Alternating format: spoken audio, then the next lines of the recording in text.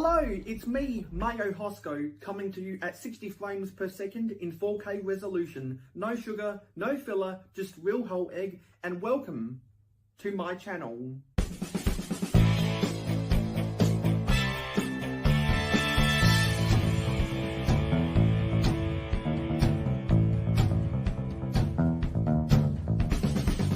Mayohosko, it's your boy, JP.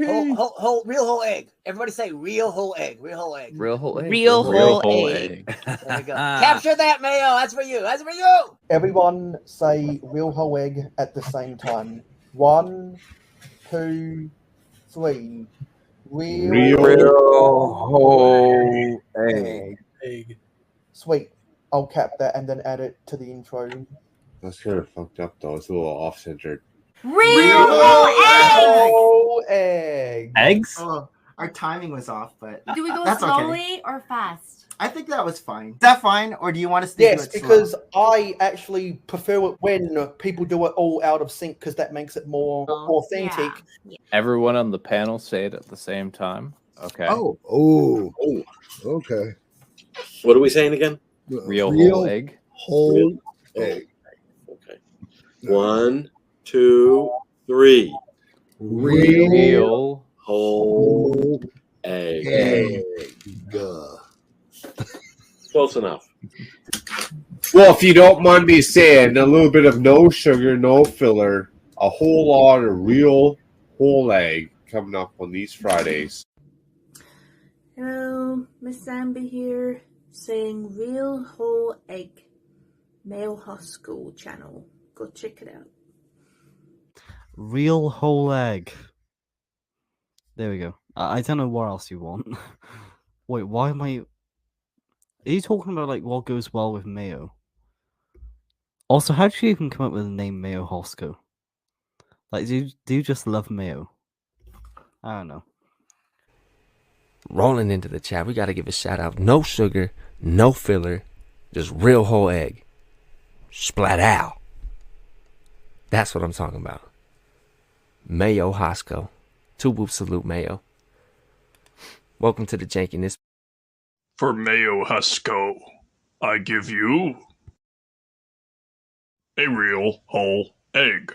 Wait, where did all these other eggs come from?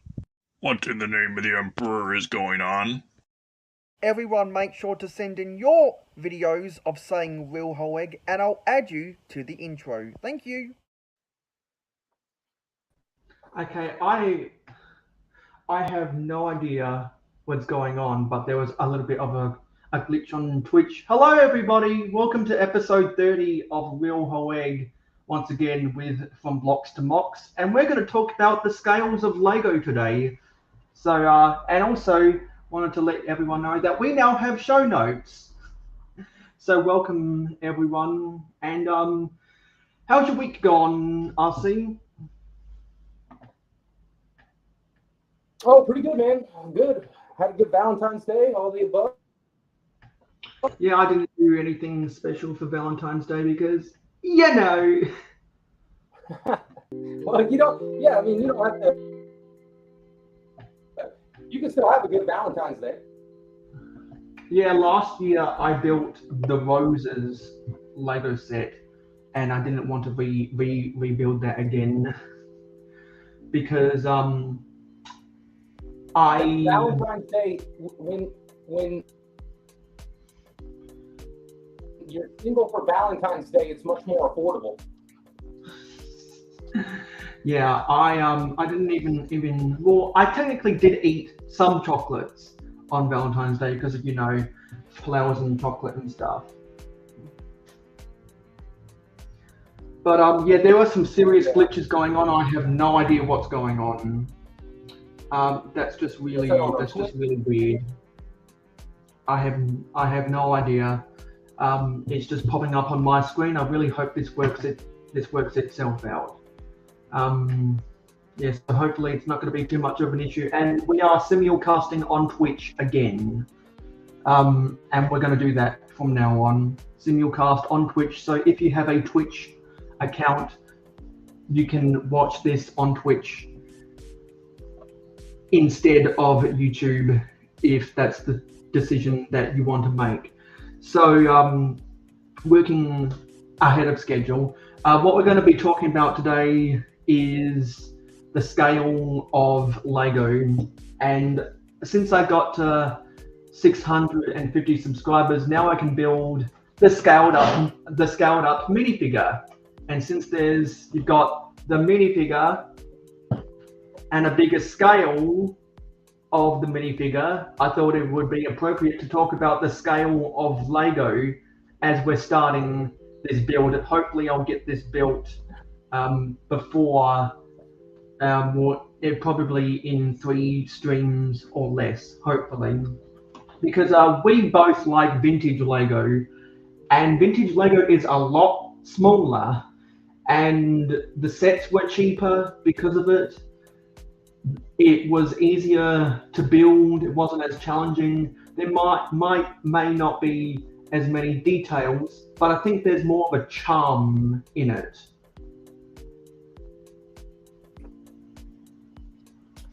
Yeah, for sure. And some of the scales that they make nowadays almost pretty much guarantee that the set itself, like as far as cars go. So, for example, you take the Speed Champ, they're able to get more detail out of the 8 wides and whatnot, but it pretty much eliminates you from being able to put it in your city unless you come up with roads that are 8 wide, which is, that eats up a lot of space pretty quick. Yeah, because when you put 4 wides in there or 6 wide, it's not going to look right because of how much bigger the car is than a semi truck. Yeah, because we're both city builders, and I've heard so many people complain that Speed Champions cars in their cities just don't fit. Yeah, and that's what a lot of people who have cities, that's what they want. They want cars that they can put in there in the cities and deck out the thing. That's why there's so many people out there that are taking 8 wides and then they go put the instructions or whatever on rebrickable, but they transform them back down into 6 wide. Yeah, and and because I like vintage Lego, I take the 6 wide and try to turn it into 4 wide. Yeah. Which is actually what I did with the taxi from the Daily Bugle, and I've got lots of stuff going on with the Daily Bugle. And we'll do that stuff in the future. But every 8 minutes and 24 seconds, we're going to have 5 seconds to remember Kobe Bryant. And that was 5 seconds, RIP. So anyway, what's on the show notes? So now it's time to say hello to the audience. So who have we got so far? We have the co-host, Mikey J Productions, Johnny G, Dave Wicks 76, and who else do we got here? We got Gladiator Bricks Productions, and that's everyone so far. So if your friends also like Lego, don't forget to share this stream with your friends. Yeah, so now we did have a few comments over the week, and so we're gonna get up the comments to respond to them. If anyone ever wants their comments to be featured in the reading the comments segment, then just as long as you leave a comment before we do this reading every week, then your comment will get responded to. So let's read some comments. Guys, I should really make a reading your comments video. Great job. This is the best thing I've ever seen since yesterday. Good. What high praise, man. What a great comment. Too much cliffhanger, not enough story, craves more story, am very sad. Am very sad, dude. So he was scarped. I've been scarped before, it's not fun. Okay, let's read some comments, shall we? So we're going to go back to the live stream that we did together, RC, which was I'm home again. So Johnny G said multiple things. One was, no swank talk, please. I'm going to say, I let Lego Head know your request. And then Johnny G put out a timestamp, lovely singing, Mayo at his finest. I'm going to say I need a vocalist coach. And I've also considered taking lessons to play the piccolo. Not sure if I've said that before. And then this was the community post about me talking about how you're my new co-host, RC. Dave Wicks said, "Great addition to the stream. Mayo, keep it up." Thank you, Dave. I knew we were a match made in live stream heaven. And I'm going to give that a heart, and Brick Hive co-signs that sentiment. Then on the vlog I did about my trip to Brickvention, Mr. Blue said, "Great Brickvention vlog. I am rewatching what I missed while what I missed was eating dinner. Have a good week." And I'm going to give that a heart and saying whoopsie. I'm glad you spent your dinner with me. And Johnny G says, "Love the Duff Duff tunes. I need more context, lol." And Johnny G, I'm pretty sure that timestamp is referring to a vintage Lego City that was at the convention. If it was vintage, I wish it was. And I'm going to give that a heart. And Sharon Stevens said, mind-blowing, amazing stuff. It was the best Lego exhibits I've seen in this country. Because as everyone knows, Brickworld Chicago is pretty damn good. And then Mr. Blue commented on my short, saying great video, Mayo, and I'm just gonna say thanks. And then Art of Man's Life and Johnny G commented on my most recent community post, because this was quite scary. YouTube told me one of the top 5 search results where my videos show up in people's feed is with the search of Lego sex. What? I saw that. I saw you posted Yeah, that. that's wild. So I'm going to reply to Arts of Man Life saying, "I know, right?" And Johnny G said yes. And I'm going to say yes as well. And is there anything held for review? And Soul Week, for whatever reason, this got held for review. We're going to approve that. Going to get rid of this key filter. Solbrick said, "A short Lego sex video." I'm going to say, "I wish." For those who don't know, Solbrick is a very good guy for vintage Lego, and that was everyone's comment. That was everyone's comments this week. Lego sex sounds extremely painful. It does. Do you think stepping on was bad? Yeah. Anyway, now we're onto the noteworthy news. And we'll get into the personal news afterwards. But since I'm kind of ill prepared for this, let's do the personal news first. Do you have any news going on with your Lego collection? So, as me and you talked about a little bit right before we went live, I got a set for Valentine's Day from my girlfriend, and it's a medieval set, so it'll be in the castle section. I'll give you all that. I'm currently building it. The instructions are off Rebrickable, so it's a pretty cool set, and that's what I've got going on in my Lego life right now. Yeah. And in terms of my Lego life, I'm almost done my rework with the Daily Bugle, and so I should have the interiors done next week, and that'll come out before I publish the city update at the end of the month. And I because we're talking about the scales of Lego, I do want to show off that I decreased the size of the taxi in that from 6 wide to 4 wide, and you've got a bunch of those taxis in your city. Yeah, so 2 of them are from a Bugle, and then the one is that cheap little creator cab that they had out for a little while.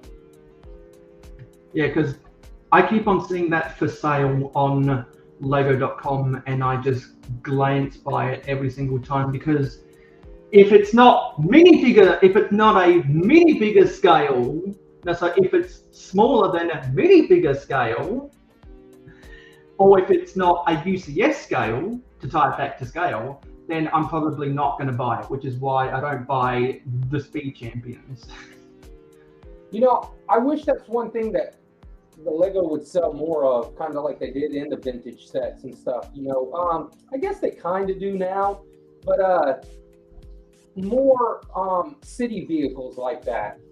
I guess they have sold recycling trucks, and they sell, you know, fire trucks, and you never get like regular vehicles like the taxi cab. So for example, we got that one, but it was just that creator set. But it'd be cool if they offered a line of vehicles that were other than high-end exotic sports cars that are 8 wide. It would be cool if they offered, you know, some 4 wide or 6 wide that were just regular cars that you'd see, like a postal truck, or, you know, taxi cab, you know, cop car. Well, I guess they do got the cop cars, but you get what I mean. Yeah, because there's something that annoyed me around 2020 is when they upscaled all of the Lego City Police cars from 4 wide to 6 wide. That really fucking pissed me off. Yeah. Yeah, and I feel like the 6 wides are even going away, because they seem to be moving to 8 wide for almost, I mean, everything. Our Speed Champions aren't 6 wide anymore; they're all 8 wide.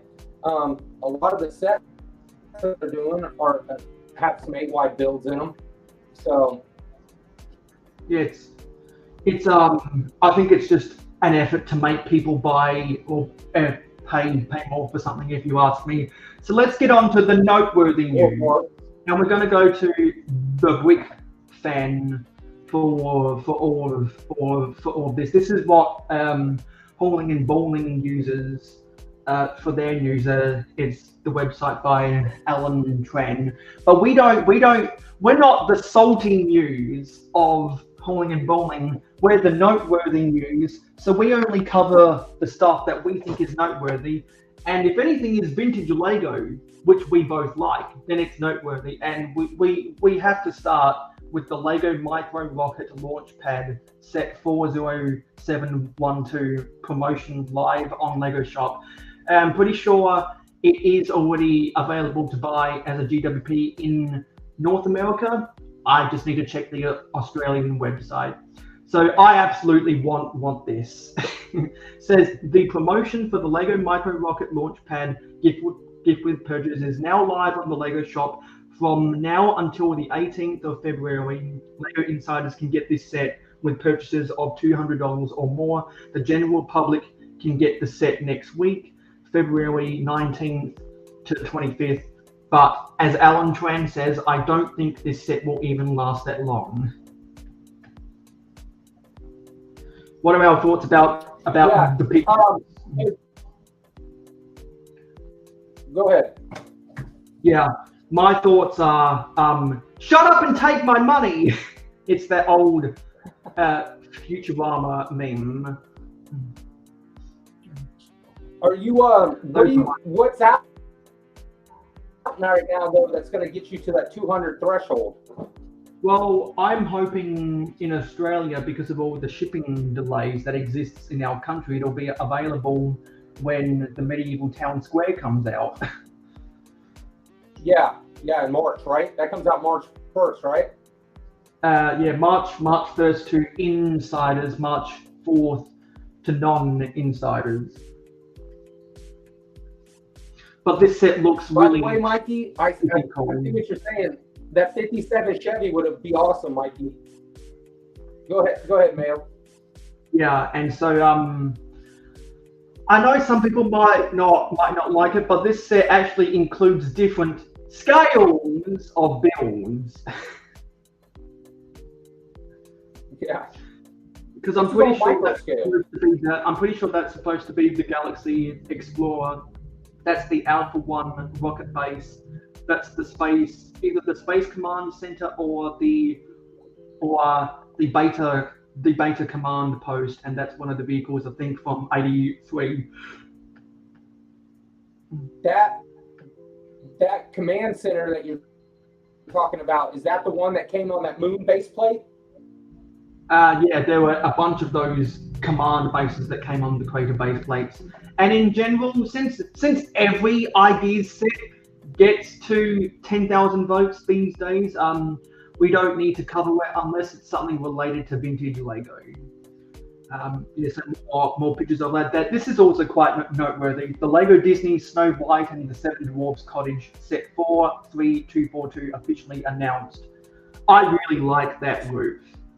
Says Lego has revealed a brand new Lego Disney set coming for Lego Insiders March 1 with Snow White and the Seven Dwarfs Cottage coming in at 2,228 pieces. The set will retail for $220 US, and it features the cottage as well as the glass coffin. It has minifigures of Snow White, the Seven Dwarfs, the Prince, and the Evil Queen.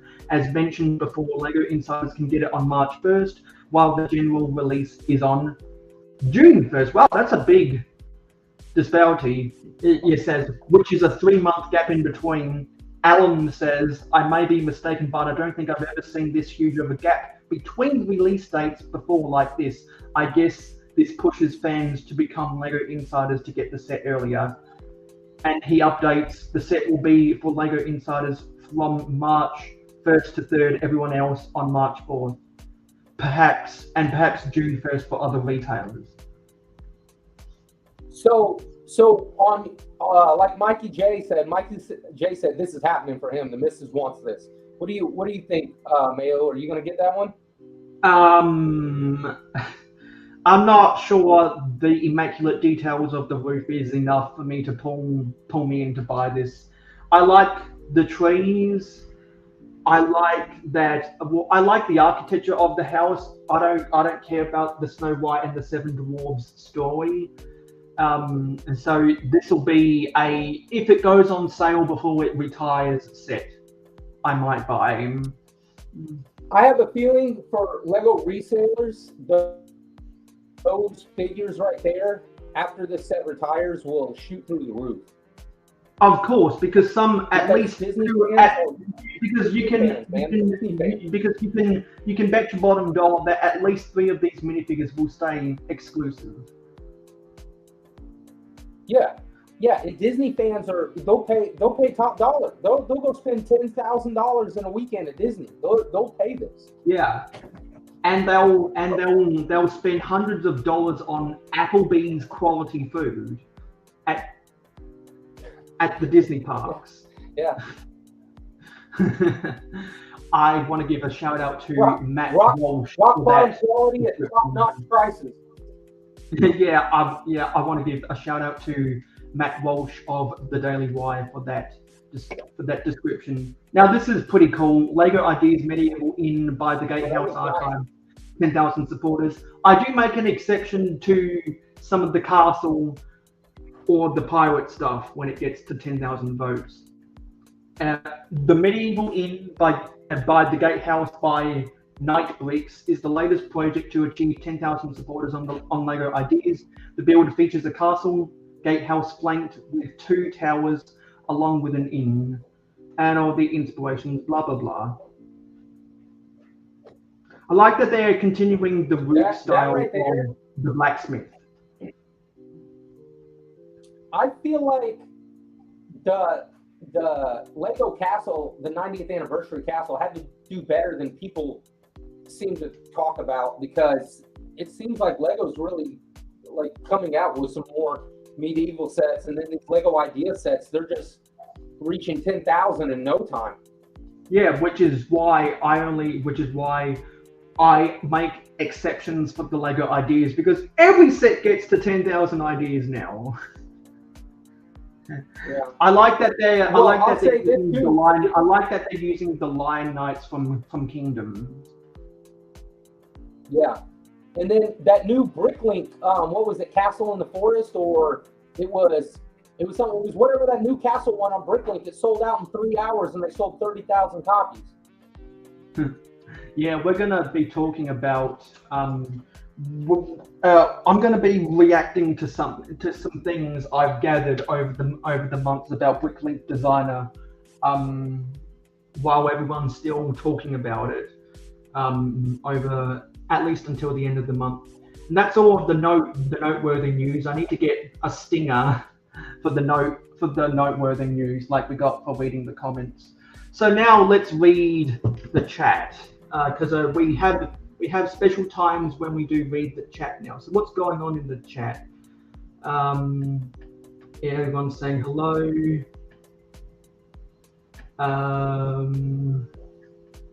Johnny G talking about the LED keyring.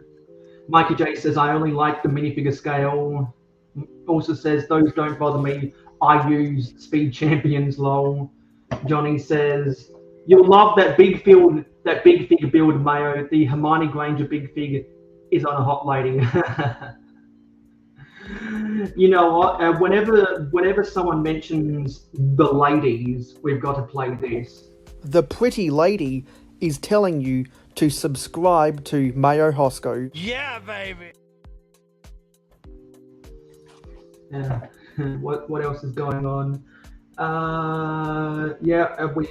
Gladiator.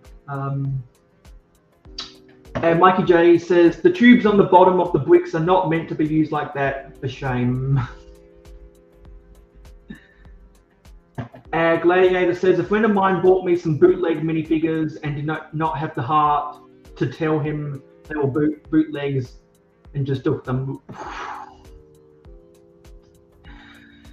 Yeah, I don't buy a lot of big figs or the bootlegs. Johnny says 3 $20 redos here. I redeemed 150 VIP points. I'm probably going to do the same thing to get that classic space GWP. Are you interested in buying that? What's that? The classic space GWP. Yeah, I want to say minifig, but it's not. It's like the figs, whatever they call those. But the mini scale. Yeah, I'll be honest with you, I'm probably not gonna spend the $200 threshold to get that. So if I really want it, there's a local mom and pop shop near me that'll sell it on the shelf. Every time a GWP comes out, they probably have 15 or 20 of them on the shelf. And then or if I really, really want it, I can hit eBay and just buy that instead of spending $200 that I didn't really want. Yeah. And by the way, hey Scott, or you could just wait for a Lego convention and buy it from someone selling it at the yard sales, because about half of all sets that people sell at yard sales at Lego conventions are GWPs. It's pretty funny. Yeah, and I'll tell you what, there's actually, my birthday is in June, and in June, they've got a Lego convention coming to Orlando. It's at this place called Beezer World. I don't know if you guys have ever heard of that, but it's like a kind of like a action fun park. They got go-karts and bowling and arcades and all that stuff there. But anyways, they're gonna have this big Lego convention there. And what is that city? Is it Hiroshima or Hiroshima or? It's new Hiroshima, and a bunch of people were talking about it around social media because it was at Atlanta BritCon. Yeah, apparently it's gonna be here in Orlando in June, on June 8th and June 9th. So I'm 100% going to that.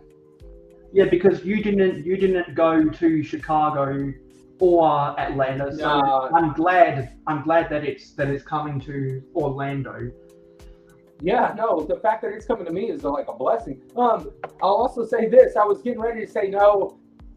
Chicago's a little far for me, but it was definitely far for you, so I can't even complain about how far Chicago is for me.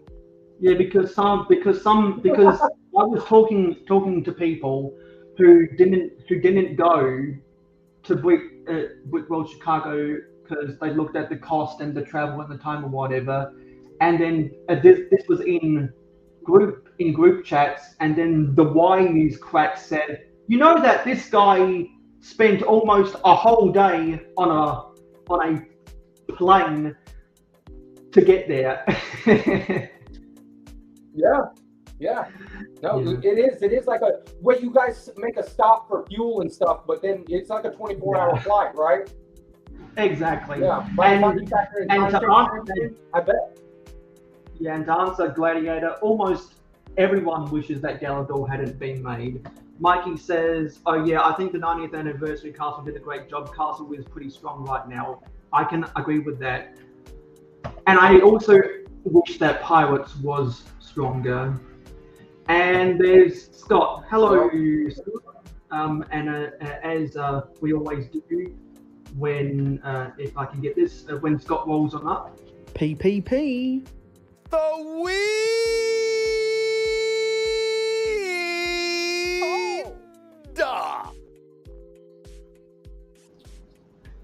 And is that everything? Gladiator says, I wish Lego would bring back the Castle Troll armies and orc armies. Yes! Fantasy Castle from 2007 to 2009 had some killer minifigures. Really good.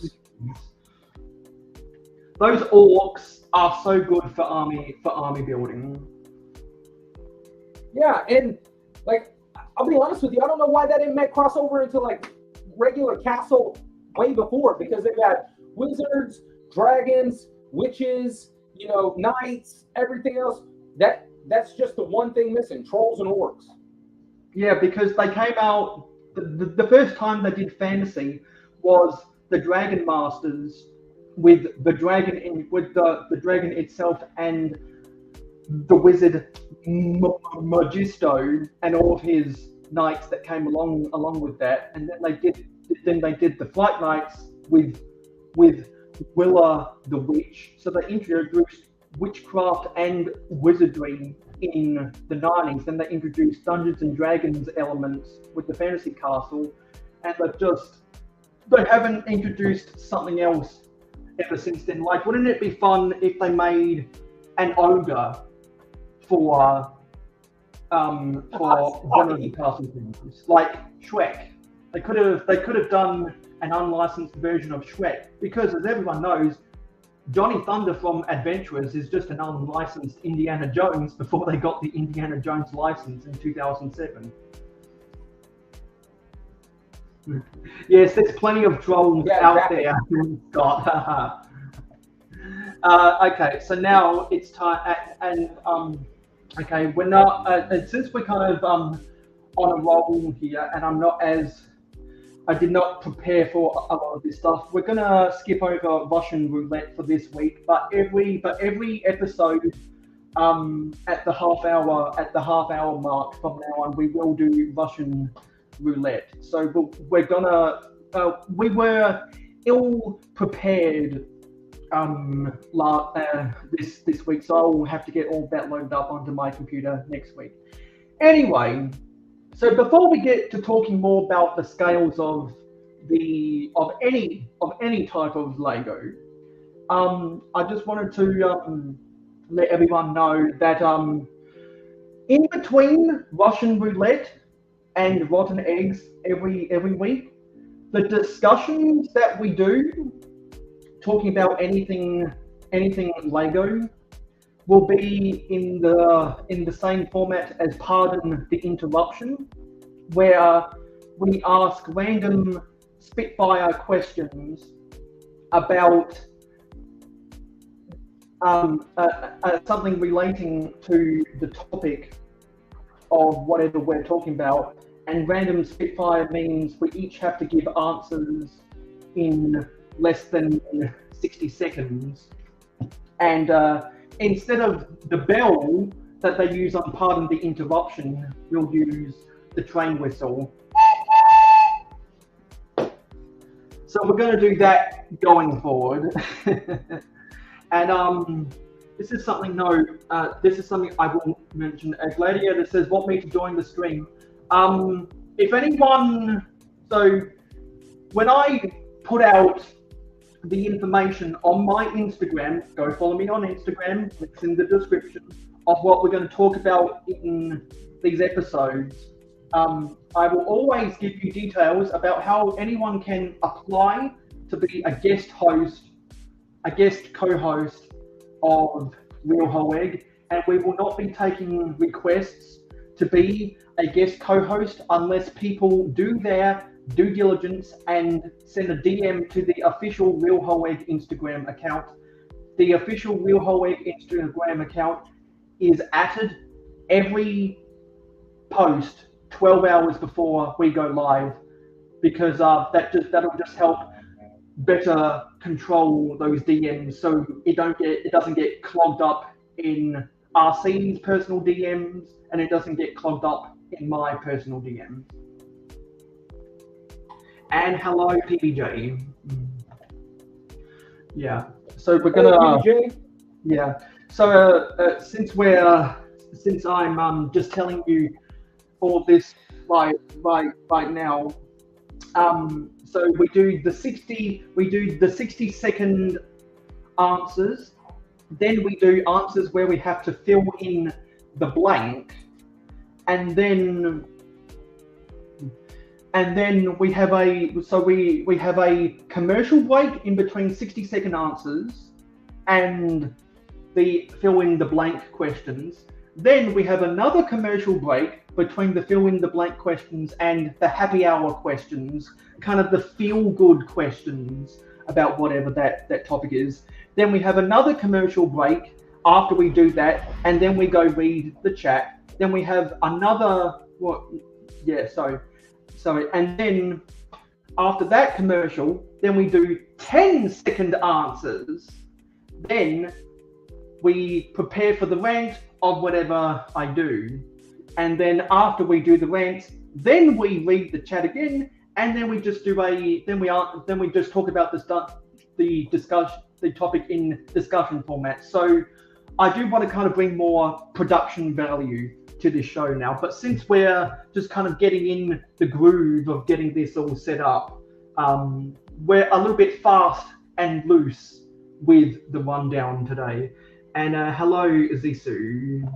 And so everyone knows what we do when Zissou comes into the chat. Paradisa, Paradisa, sun is shining all day. Anyway, so what was the stuff we were talking together about the scales of Lego? Well, we were talking about a couple different things, about what we like, what we dislike. Because I think I talked to you about how we long for the 4 wide scale. Yeah, so the 4 wide, I mean, I get it. That's why I think 6 wide is almost like a nice compromise, because you can get more detail out of it. And then, but the 4 wide, I feel like is ideal in a Lego city, especially when you compare it to, buildings and, all the other objects around, boats, trains, everything else in between, is that the 4 wide looks more to scale compared to everything else in the city.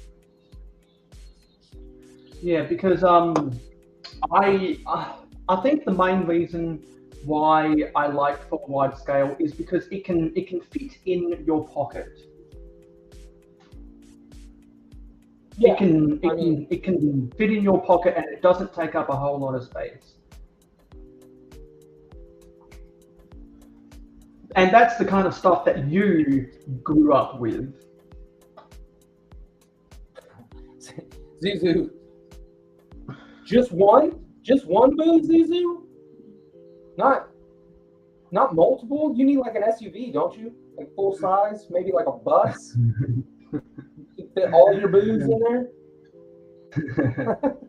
No, I just wanted to say to Gladiator Bricks Productions something else I will remind everyone of. Do not send me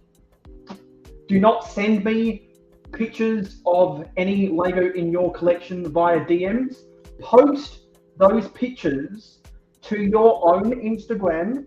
Use the hashtag real whole egg, and then they'll get featured on the show. Because a Gladiator just sent me pictures of the Taigura Roar, the Junchi, and the Yeti from the Orient Expedition to remind me that those big figs were a weird 5-wide scale. Do you remember those figures? What's that? The 5-wide? Yeah, they were 5 wide, a big figs. They all used the same mold, but they were in different colors. One was a tiger, one was I think a Chinese dragon, and the other was a Yeti from the Orient Expedition set. Yes, I know what figures you're talking about now. The tiger is almost looks like a cartoon character tiger. He's like standing up, and so is the Yeti. Yeah. And then the Chinese dragon. I know which one you're talking about. Yeah. Scott says I'ma just stick with the 8 wide and make buildings bigger. Yeah, because I know that a lot of people to get the detail, they go big or go home, which is what a Bevan's Bricks does, because he cares about the detail. Brickles. And Bevan's, because hello. Because if anyone's seen Bevan's Bricks' City, you know how big his scale is, because all of his vehicles, I believe, are 8 wide. Yeah, but he also has, if I'm not mistaken, a 2,500 square foot barn. Yeah, so he can afford to have this stuff at a big scale. Exactly. If I did probably 2 or 3 of Bevan's buildings, I'd be out of room. Which is why I always downsize everything, because there's 2 ways to go about it. There's the Bevan's Bricks way, and there's the Jane Bricks way. The Bevan's Bricks way is go big or go home, and make every single detail possible. The Jane Bricks way is cram in as much detail in the smallest room possible, and that's what I like to do. But I will maximize detail into the absolute, because You're getting hard to hear, man. Because there's plenty of stuff that Jane does that I just do in 4 wide, not 6 wide. Yeah, no, and I'm a full believer in James. What you just described there, James' way is exactly how I build. I don't have as much space, so I just make the most out of what I got. Yeah, and it'll be interesting to hear from people in the chat which way they go, because I think those are the other spectrums. And then there's also contemporary builders who just try to build everything at the minifigure scale that you see in the regular sets. Yeah, and then in my city, since we're talking about scale, I kind of threw some of the scale out the window. That's why I was saying the 8 wides just really don't go well in my city, just because how big they are. And then, but I didn't really leave a lot of space in between buildings, so it's just all real packed, nice and tight on top of each other.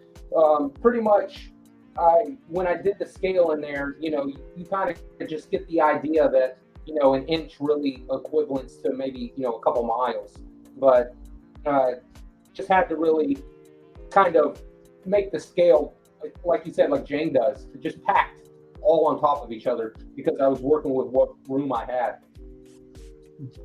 Yeah, because I just went searching for the taxi I'm talking about, and this is what it is. This used to be. Oh, that's the one you made up, right? Yeah, because you can tell by the stickers that it's from that it's by the Daily Bugle, and so I shrunk it by 2 studs to get it to 4 wide. And just to get this to work out and try to find all the pieces I had, this was a 1 hour exercise. Oh, it took you some time. It took me an hour of mental gymnastics, and so sometimes I think scaling things down is more difficult than scaling things up. Yeah, I can't tell you how many times I built something, torn it apart, built it again, torn it apart, built it again, just because I just wasn't happy with it and it wasn't working the way I wanted it to. Yeah. Yeah, Wiggles makes a point. I guess you can only go the size you have available. Pretty much. That's what you got to work with. Yeah, because but I think even if I was to get, because like when I get the tables I want, I'll have a 1 meter by 3 meter. So I'll have a 2 meter by 3 meter table. If I was to have double the space, I don't think I'd change the scale just because I love vintage Lego so much. I would just fit more stuff. Yeah, no, for sure. So Gladiator said I grew up on old Johnny Thunder sets and I still miss them. Yeah. I cannot blame you on that one. Johnny Thunder was in the Amazon one. He was in all the Orient Express ones, right? Orient Express. or Orient Expedition. Yeah. That's funny. That's funny. Yeah, that's really funny. Just imagine if Johnny Thunder was a character in the Agatha Christie story. Yeah. Yeah. So they say Johnny Thunder makes an appearance in Ninjago also. Yeah, because I think it was the Ninjago City, the Welcome to Ninjago City, and there was something about Johnny Thunder.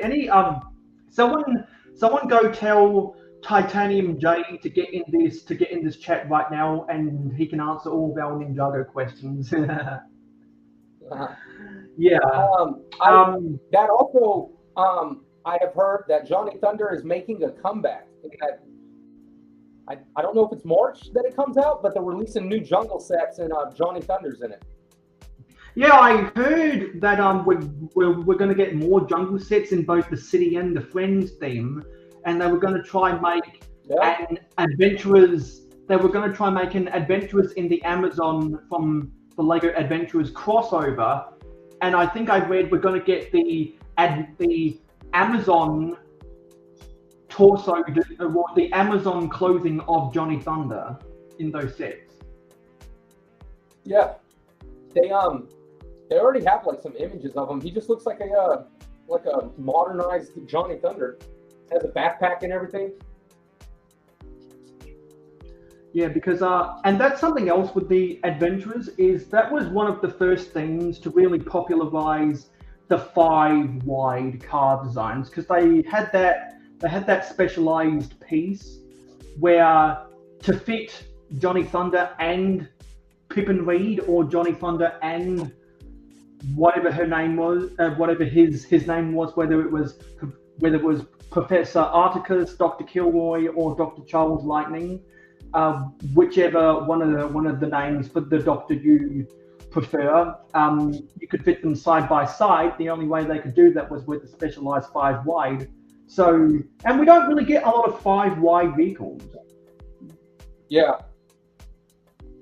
Yeah, for sure. What was I gonna say? The PBJ said Johnny without a gun, and I think he's talking about the new minifig. So the torso won't have a gun printed on there. Is that what you're talking about, PBJ? Because I don't know. I'm asking. I think it's just that he's not coming with a gun accessory. Because if I'm not mistaken, his old torso had like a Because what the looked like original a pistol in the waistband. Yeah, I think it was the top of a pistol in a holster. Yeah, and it's like in its waist, Yeah. and it looks like the handle of a pistol. Yeah, Oh, I saw those pictures. Yeah, I saw those pictures at Gladiator, and I wasn't even going to bring them up, because I'd forgotten that those were technically 5 wide figures. So yeah, because those are, because that I think that's the only time Gladiator is the biggest collector of the big figs I know, so he can give me, he knows more insight about them. Pretty sure that's the only time we got 5 wide big figs. We've gotten 8 wide, we've gotten 10 wide. I forget what width the Rancor was from Star Wars, but yeah, I don't think we've ever gotten other 5 wide big figs besides that, which is pretty cool. So, do you consider the Jurassic Park ones big figs? Well, the Jurassic Park dinosaurs are animals. Okay. And they've been making the dinosaur molds since Adventures on Dino Island back in 2000. And still my favorite dinosaur of all time is the original classic brown Stegosaurus from 2000. And the only reason I like it so much, is because it was from the old Lego stop motion Mickey Doodles, and I have a scene from that stop motion. I want your mom. You briefly saw the Stegosaurus I was talking about. That stop motion is from 2007, and it's so funny. Spider-Man from the 2003 sets is an employee at McDonald's, and Boba Fett is a customer. I think it's the original 1999 Boba Fett with the ugly regular green instead of the sand green. It's such a I thought that was Darth Vader. Yeah, Darth Vader was also one of the customers, and okay. I'm pretty sure the main guy was had the Azoro mustache that a lot of the Power Decent minifigs had. Yeah, that's just pretty. Got you. Oh yeah. I know what you're talking about. He's got the whole like Spanish mustache. Yeah, because I was researching the mustaches that Lego's made and tried to tie it back to actual barbershop cuts, and I forget the name, but the character Zorro has that mustache, and so that's why people reviewing sets with that face, like Brixar called it the Zorro mustache. And because it was in so many Paradisa sets, so many people just call it the Paradisa mustache. Gladiator's talking about Dino Attack. He said with giant mutant dinos. Hey, I'll be right back. Give me 2 seconds. Yeah, the Dino Attack came out in the mid 2000s. That was what it was known in Europe. In North America, it was known as Dino 2010 for some reason. And instead of them trying to kill the dinosaurs, they were just trying to capture the dinosaurs. You see the lore and storylines in a lot of the older or vintage Lego themes and the storylines are always they're much softer in their tone for the North American market, because I like to blame all of that softening of children's entertainment on George W. Bush. If anyone's seen my live streams in the past, you know that I think that George W. Bush ruined the Thomas the Tank Engine. What a break. I'm going to need to refill my bottle soon. But while RC's away, we're going to crack open the upscaled minifig, because I want to start building this while we're discussing. So this is a bit of a different way to open this box. Instead of opening from the top, you open from the side. I'm going to move this over to get a look inside the box. And so we do have numbered bags. Alright, I'm back. Sorry about that.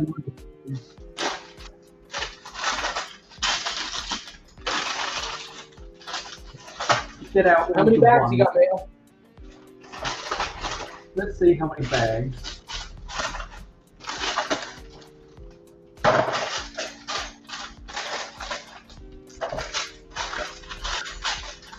So there's there's 3 number 1s, 2 number 2s, 1 3, 1 4, 1 5, and this blue piece is out of a bag.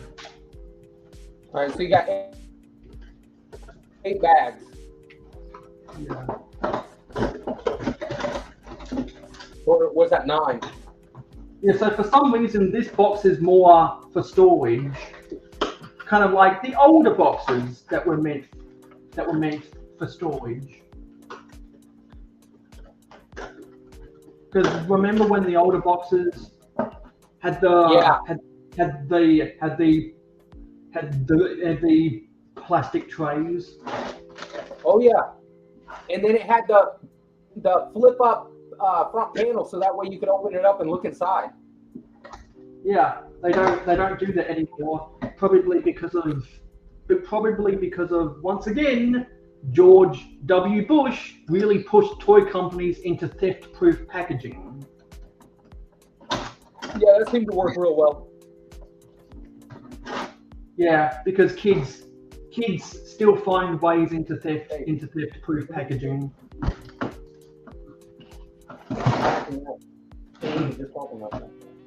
So it's yeah. For the purpose of this live stream, it's good that I can just put all the bags back in that box. Yeah, that box is also cool. The one that you got right there, I wish I made more like that. You don't have to destroy the box to open it.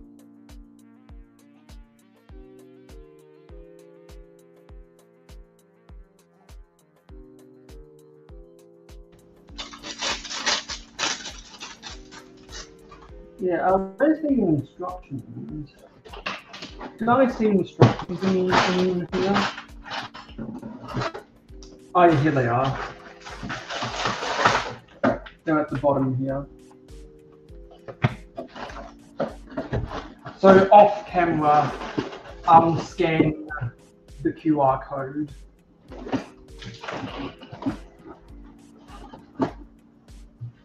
So let's open this, shall we? We're both building Lego. You know what? And actually, I just thought for some of my rant going forward, I can use something from a little compilation I made. So we're at the hour mark, which means it's time for rotten eggs. This one is a rotten egg! Rotten eggs! It's rant time! Okay, let's go get this, shall we? I'm going to go to my videos. Where's my videos? Your videos. I have an unlisted video, and I'm going because some people were talking about the Bricklink Designer Program, and I've got some reactions to stuff about the Bricklink Designer Program. There were a bunch of people in the past have done reactions to the Bricklink Designer Program, and I want to do the same thing. And I have no idea what is going on here. I'm just gonna get rid of this and get a new one. I hate it when I have to do this on Twitch. This is just really, really dumb. Twitch is giving you problems? Yeah. Come on. This is dumb. Yeah, no, Okay, now that's live. No, give it like 2.5. Okay, let's get this up here. We'll schedule it ASAP. Okay, yeah. I'm going to do some reactions to both the podcast, which is a good Lego podcast on the Brick Pods channel that you should go and watch, and a reaction from the A-Full podcast, which is the best vintage Lego podcast on YouTube. Go subscribe to Brick Trains to watch the A-Full podcast. And they both did some reactions to Bricklink Designer programs in the past, and I want to give my own reactions to them. So let's listen to this, shall we?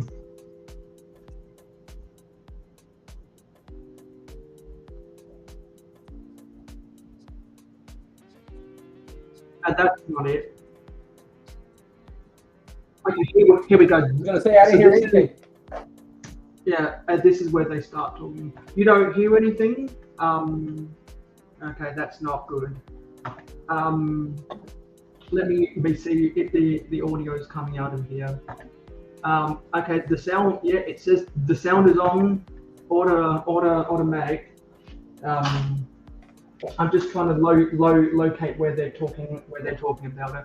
Also, our Brick Hive is Brick here. Hive. I just saw Hey, Hive, I had the page on the instructions. I've been waiting for either Brick Hive or Lego Team B to get up in here so that we can play this. Are you afraid of bees? They're only insects after all. I wouldn't care if hundreds were swarming around. I'd just blow smoke and make them buzz off. Buzz, buzz, buzz, retorted Duck. Whenever we have bee-themed Lego channels, that's what we're doing from now on. Buzz, buzz, buzz. Yeah. And I specifically went with the George Carlin narration because most of my viewers are American, and everyone knows how much I like George Carlin. Okay, this is what I wanted to show off.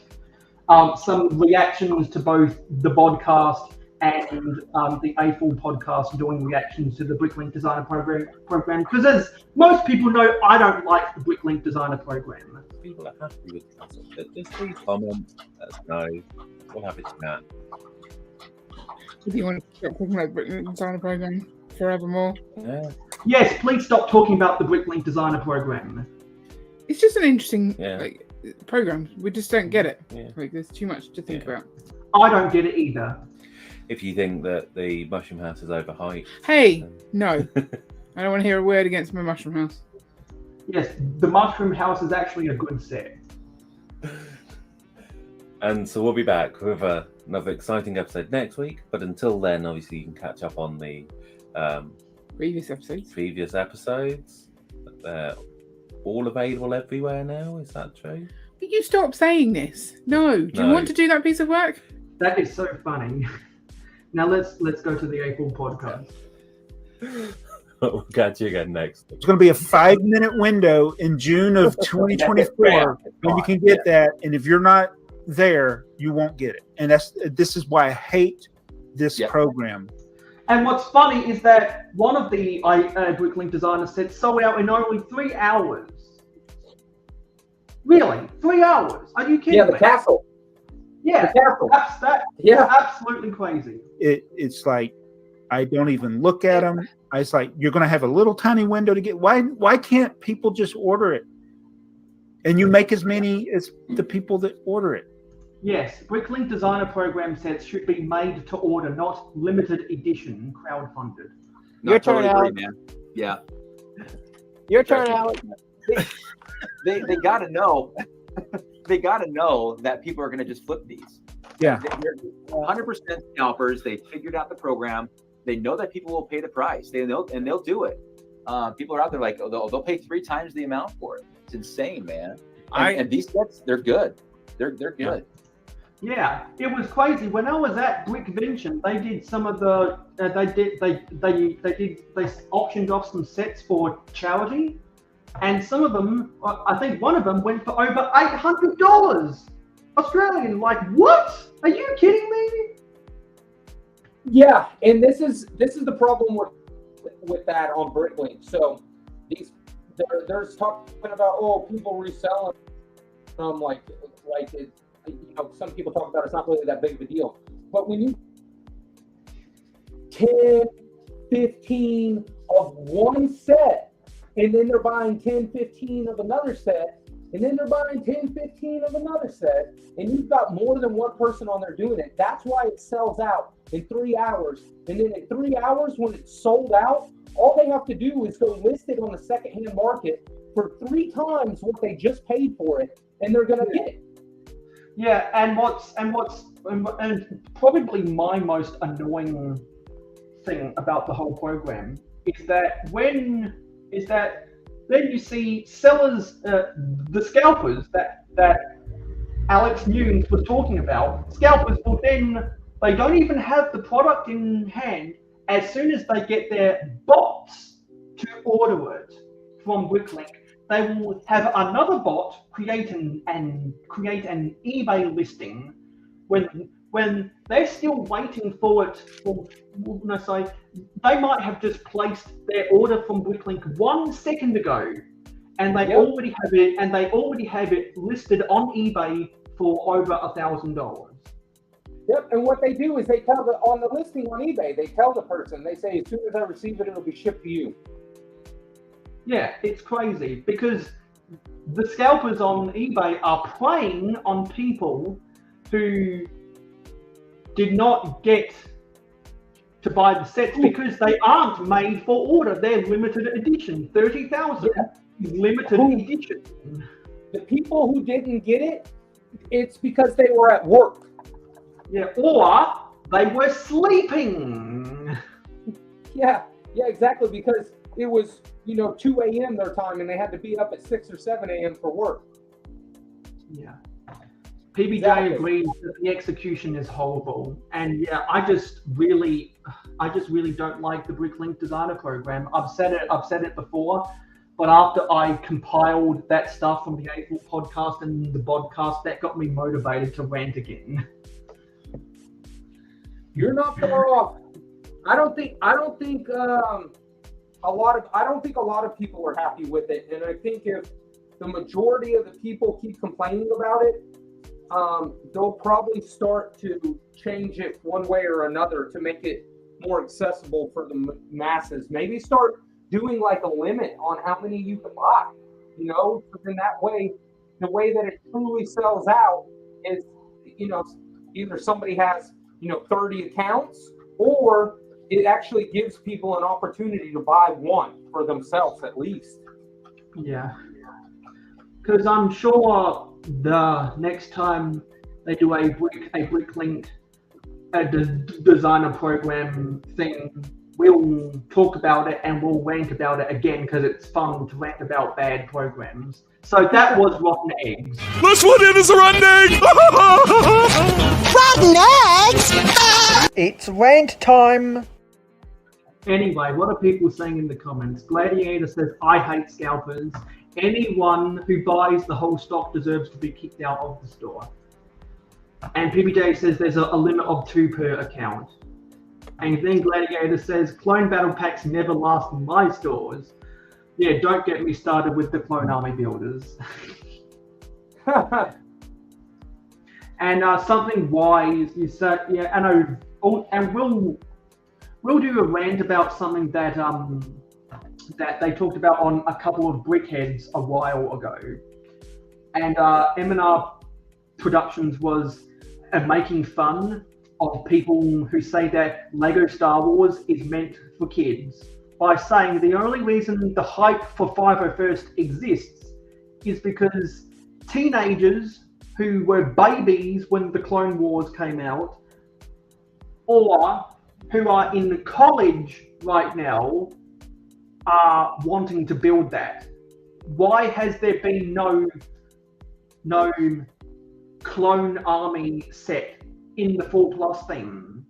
Because clearly the 501st hype and the clone army builders are not kids, they're T-foals and young A-foals. I thought that was wise words from M&R. We'll talk about that another day. That's a whole nother rant. You know what? We'll probably talk about that when I release my video about why I think minifigures are overrated. That's when we'll probably do it. Anyway, let's get back to building, because I've got to get this bad boy built and you've got to get your Lego set built. Yeah. We'll see how far I get it. There's close to 5,000 pieces in this. Yeah. And so as I want to do from now on, we cram in as much information in the first hour and do all of the main segments within the first hour, and then just do very, very loose building and loose conversation in the second hour and the third hour. So anyway, let's get back to talking about the core thing. So recently, I started following a vintage Lego account on Instagram, and he's taking photos of his city, and it's just, I love the simplicity. All the vehicles on his street, you could fit inside your pocket, and I miss those days. Yeah. You know, one of my first Lego sets was a cop car, but it has like just a windshield, and then it has like just a roll bar on the back of it, and it had the 2 doors that opened up, and it was on that little 4-wide car frame. You know what I'm talking about? It has the tiny little go-kart wheels and everything. Yeah, it was the 4. It would have been the 4. Was it a 4x7 chassis? I think it has the wheel pins already on it, so you don't have to put a piece with axles on it. It already has it built into the little frame. Okay, so that would have been from the Town Juniors era of Lego Town. Either because 1997 was Town Juniors, and then they rebranded it to City Centre in 1998. Oh yeah, no, you probably even go further back than that, like 1991. Okay, then that's weird that the axles would have been attached then to the chassis. Let me see something. Let me see if I can find it right here. Because I don't recall Lego attaching fenders to chassis pieces until 1997. To the actual. So do you know like what they make the little go-karts and stuff out of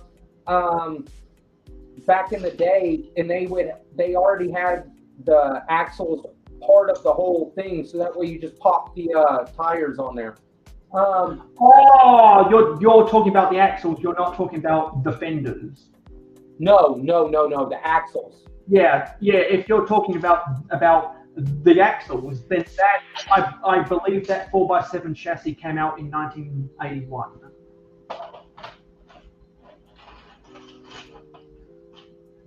Got another brick set Lego. Let me see if I can find that set that I'm talking about. There it is. Set number 6506. And if you pop that up on a share screen, we can show everyone. All right. And you said, let me see, because I'm just figuring this out here. Share screen. Share screen. Let's just do this. And then, okay. Let me look it up on another one, and then I'll come back to this. Hold on. So, Lego, what is that? Lego 6506.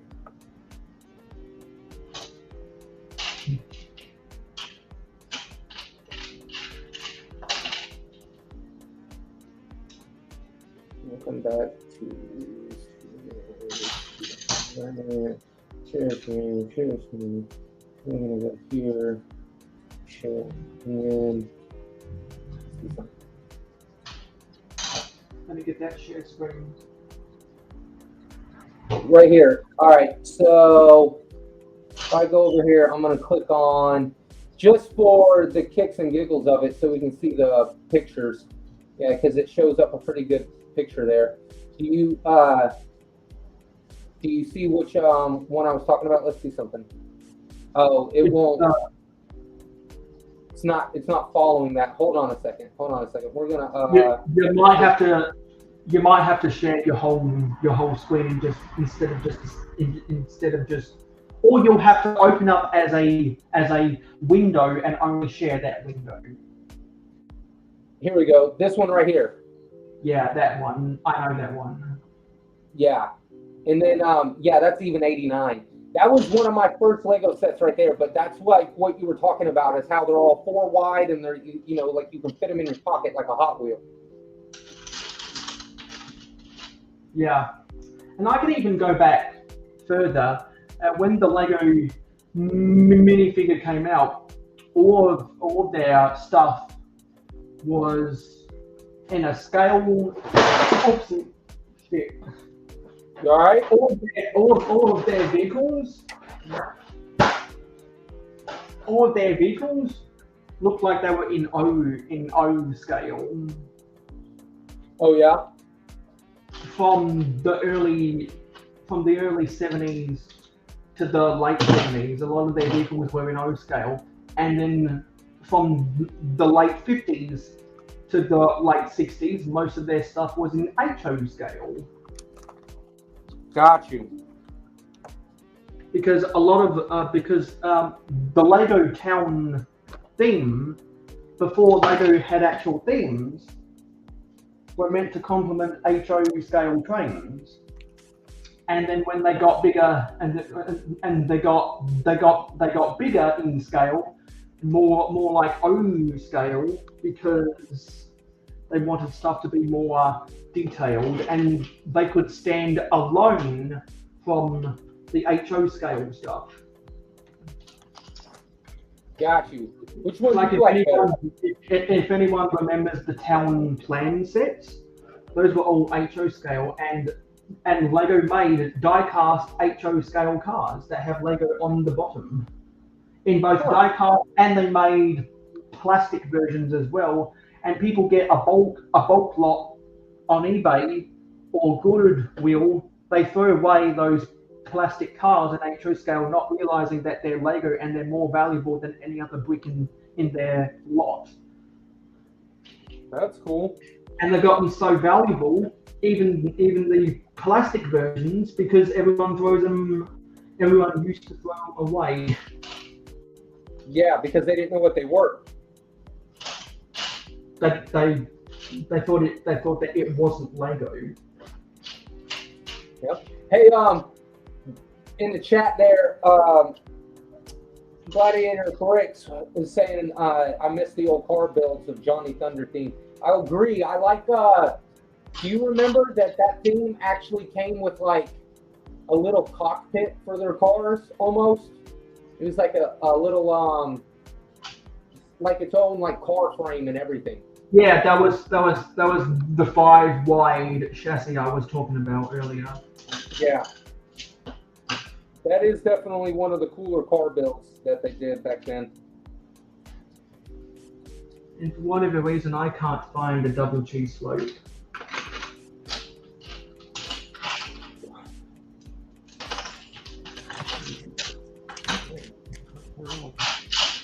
Where is this?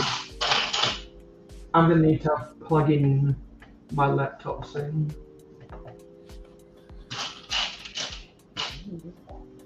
Yeah, I miss a lot of the old stuff.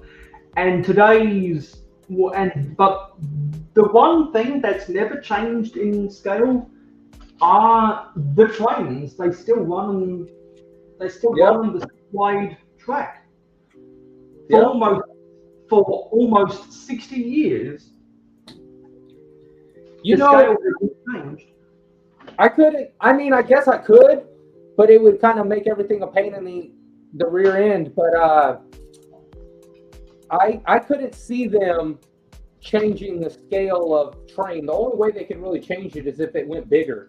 But like I said, they would have to run bigger track. They would have to run everything. I have a feeling that's probably why they haven't changed it. Yeah, because they'd have to completely change their track system, which is why the city trains are not going to get bigger.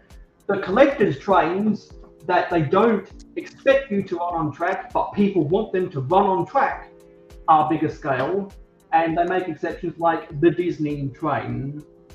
Yeah. But they told you to not run the Orient Express. Why are people buying it? To run the Orient Express. Isn't it funny how that works? Yeah, and the less I say about the Orient Express, the better, because everyone already knows how I feel about the Orient Express. Yeah, I still got a power mind.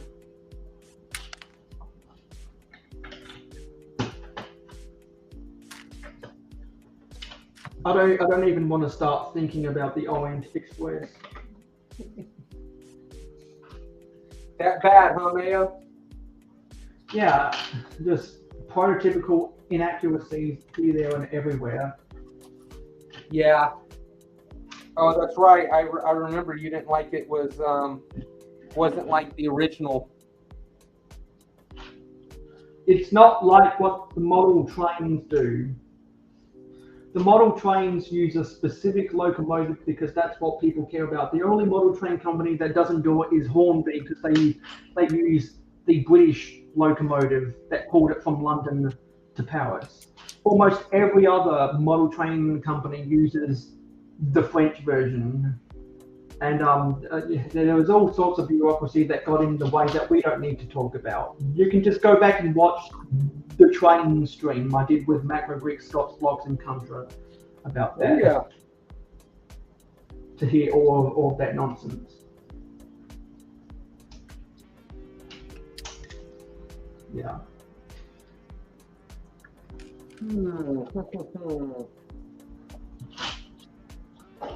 And I remember here's a little bit of a childhood story. So I grew up with the first and second generation roads. So I grew up with the first generation roads where the sidewalk was 9 studs wide. And then I see the fifth generation roads in store where the sidewalk is only 6 studs wide. And I tried using it in my city and I was like, these don't match. Why don't they match? And I didn't realize until years later, wow, these came out 20 years beforehand. Yep. Hey, the pig. Yeah, they came out 20 years beforehand, which meant they were at a smaller scale, and I preferred building buildings rather than big vehicles, which is one of the reasons I became a vintage person, because if I use the older roads, I could have a bigger buildings on my road base plates and not have to have a non-road base plate in between making up a city block. I could just use the road base plates itself and have the sidewalks be the city block. Yeah. Without having to buy separate 32 by 32 green base plates or blue base plates as they sold back then, and have a giant city block that looked so awkward being that big. Because it was awkward because it was a bad scale. Yeah. I'm trying to tie everything. Yeah. back. Always comes back to scale. Yeah. And something of a different scale is when people go searching for the CMFs in the boxes and they weigh the boxes. Hey, That's a Clever different. Pig, what's up, buddy? And I can't stand those people that go into a store and bring a scale out of their purse. Like what the hell? That's me. Yeah. I went in there and I took a scale to weigh out the minifigs. I was tired of paying. Yeah, I would never want to be that. I would never want to be that guy. I was tired of being the guy that spent all his money on minifigs and not got a single goat. Yeah, well, I'm the guy who isn't bothered if they do or don't get a goat. Yeah, I don't blame you. What I really wanted more than the goat was the Bat Lord, because I'm going to use a lot of them in the medieval section that I'm doing. But I got more goats than I really wanted, because the Bat Lord and the goat hoarder are very similar in weight. So, but I did get both. I'm just gonna wait and buy one of each, or trade with people. Yeah. To get my Batlord and goat. I'm happy to wait because I boycotted the CMFs. They're just not as exciting anymore.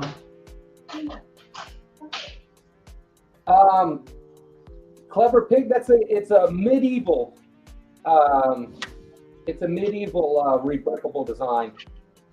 If you want, probably the easiest way to do it, I'll just go ahead and send you the link on IG so that way you can just see it there.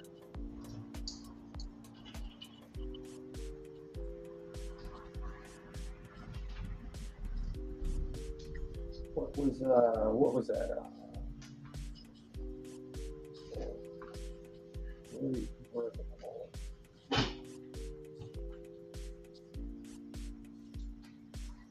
Yeah, I'm thinking about designing instructions for vintage Lego cars, the stuff that I've done videos on, and posting instructions to Rebreakable as a freebie for people who pledge to me on Patreon.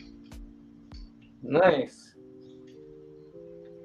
Just another perk when you choose to invest in mayohosko media. And there's links for my Patreon in the description.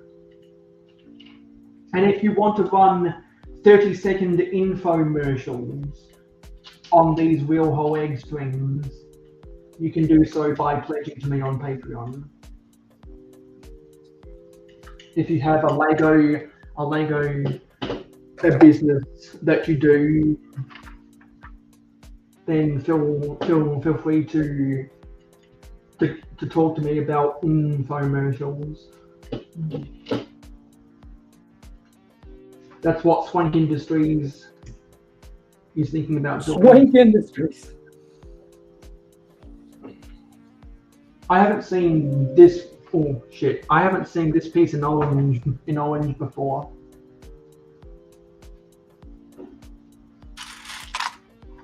A Technic build.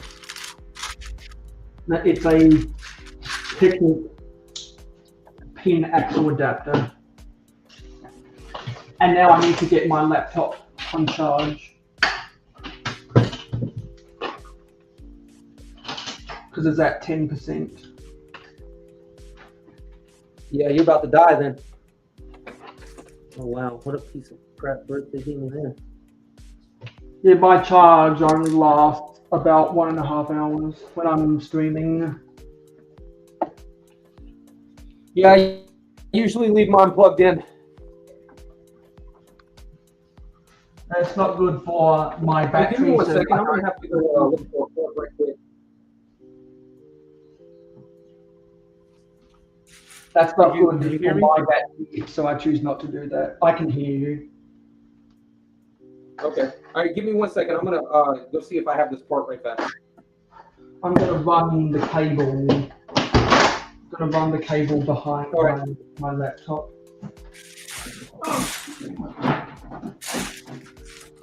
I'm not finding it in here.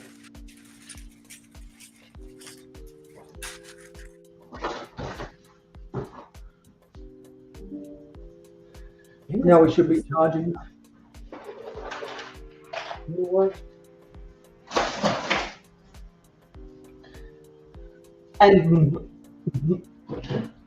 And between ending the Lego section of this stream on YouTube and continuing to play Minecraft as a Twitch exclusive. Yeah. In between doing that, I'll go get my fan because it's getting hot in here. Like the Nelly song. Yeah, and I wish it was getting hot in here because of people in the chat, but it's a very lukewarm chat. Yeah, is Clever still down there?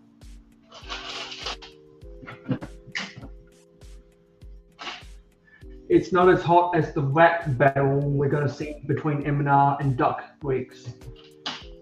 Oh, they're having a rap battle? Yeah, go watch yesterday's a couple of brickheads.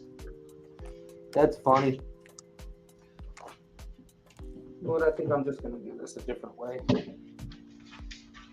I can And we got to do this build twice.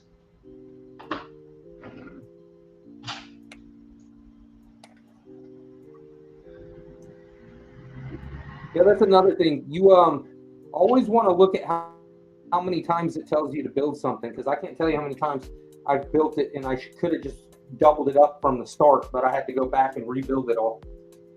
Yeah, on the recent episode of the Breaking News on the Alex News channel, he was talking about when he built the Concorde, he knew that he was going to have to build a duplicate twice before the instructions told him to, so he just did it straight up. Yep. I don't build a lot of sets that have wings, so I don't do that. Oh yeah, because it's obviously it's going to be on the other side. I get it. Yeah, he just probably had to reverse it. Clever Pig said, "Get your fire extinguisher," because he's keeping it hot. Yeah. I'm not sure what the temperature is here, but if Dave Bricks is still in the chat, then it's probably very hot for him. If you're out there, Dave, let us know how hot it is in Perth. Getting hot in here. You know what? It's not. Doesn't have anything to do with scale. Doesn't have anything to do with anything other than it's classic vintage Lego. But check out. I also got this week. I don't know how well you can see it there, but it was in really good condition, man. The box was at least. One of the Flight Night Dragons. Yep, and it comes with the Bat Lord on there also, and it obviously just had where he opened it. It had been opened, but that's about the worst. Like, I mean, there's really no dents, no wear, no tear, no nothing. Like, everything's in, like, the shine is still on this. And yeah, it comes with all the little advertisements, and then, you know, the dragon and the Bat Lord himself. But I was pretty impressed with how good condition this box and everything was in, considering how old it is. I think the set's from '97, if I'm not mistaken. Yeah, that's when the Flight Nights came out.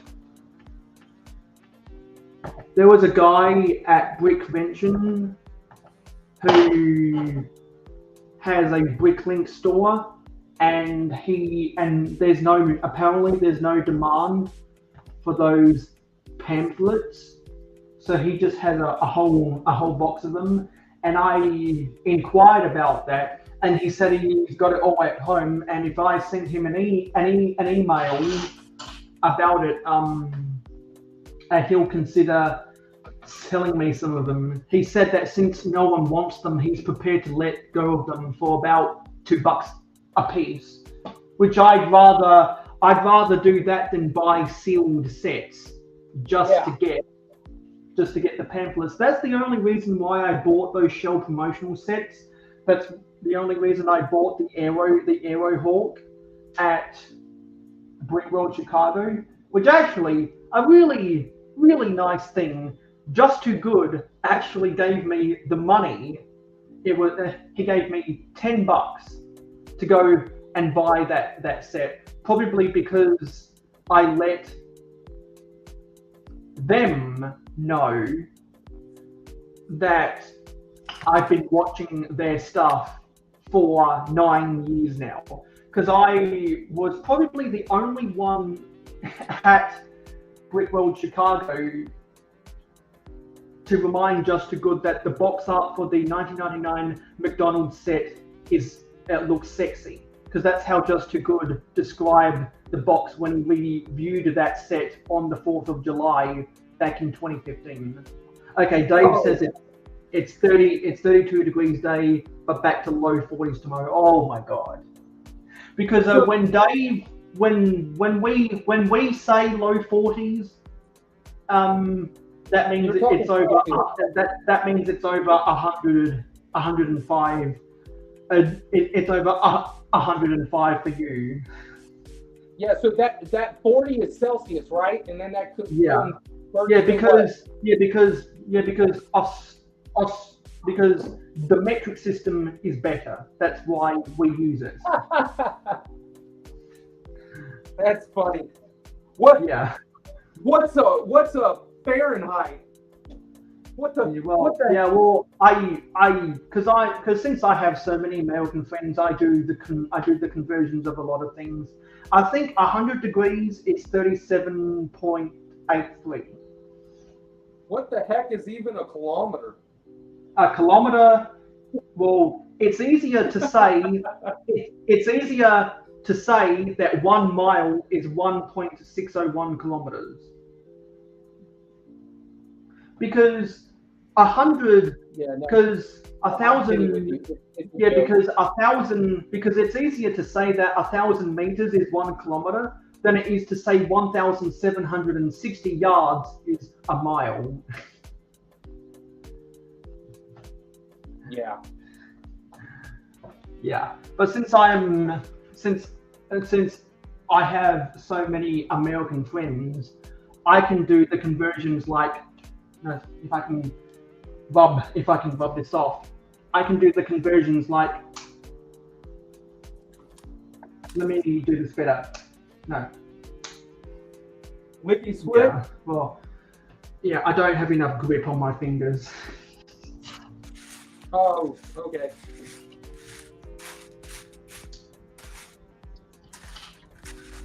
Yeah. And so where is? How far are you on that? What's that? We're probably halfway through bag 1. Okay, cool. Yeah. If any of the Australians know where Lego Team B is, let them know that we have a B themed intro. Because I'm not sure how many other B people besides Hive and Team B know who I am. If there's I'm sure there's probably a Killer Bee Bricks out there somewhere. Speaking of Brick Hive and Team B, they should go see that, or try to see that movie, The Beekeeper. Yeah. What I want to do is I want to do an edit of every time they say B in the B movie, I want to have it where Brick Hive says Sabine. It's kind of like the edits where every time they say B, the Seinfeld theme plays, or every time they say B, it gets 2 times faster. Or every time they say B, you got to take a shot. Yeah. Or every time they say B, they show Ben Roethlisberger doing a fake handoff to Le'Veon Bell, but drops a long bomb to Antonio Brown. Because if anyone remembers the Pittsburgh Steelers offense in the mid-2010s, that was the Killer Bees: Ben, Bell, and Brown. Gotcha. And still, they could not win a Super Bowl with the Killer Bees. They had the best offensive line and the best quarterback, running back, wide receiver trio, and they still couldn't win a Super Bowl. Well, as we saw with this last one, maybe things are a little rigged sometimes. Yeah, strange things are afoot at the Circle K.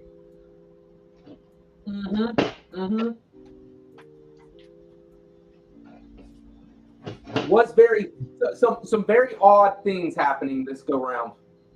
Almost like they're Stranger Things. Yeah. Hey, give me 1 second. I'll be right back. I gotta grab a box of parts. Whoa, what just happened? And so something else scale-wise I want to talk about is, actually, I'll ask it to anyone else out there. Does anyone own the Disney Pixar Cars sets? Because I own most of the Juniors versions.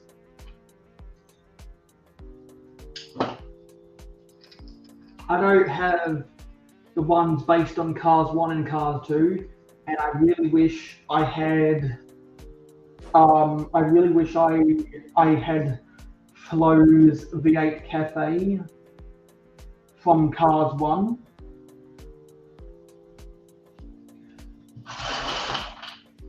And until I got the, we'll talk about this when I'll talk about that side plot when RC gets back. But I liked that the Lego Disney Pixar cars were about double the size of a Hot Wheels car. They were similar in size to the tiny turbos that we got in the Racers thing. Because if anyone remembers tiny turbos, you know that they were probably Lego's version of a Hot Wheels car back in the day. And I owned a few of the Tiny Turbo sets, and I even got some of the fold-out racetracks.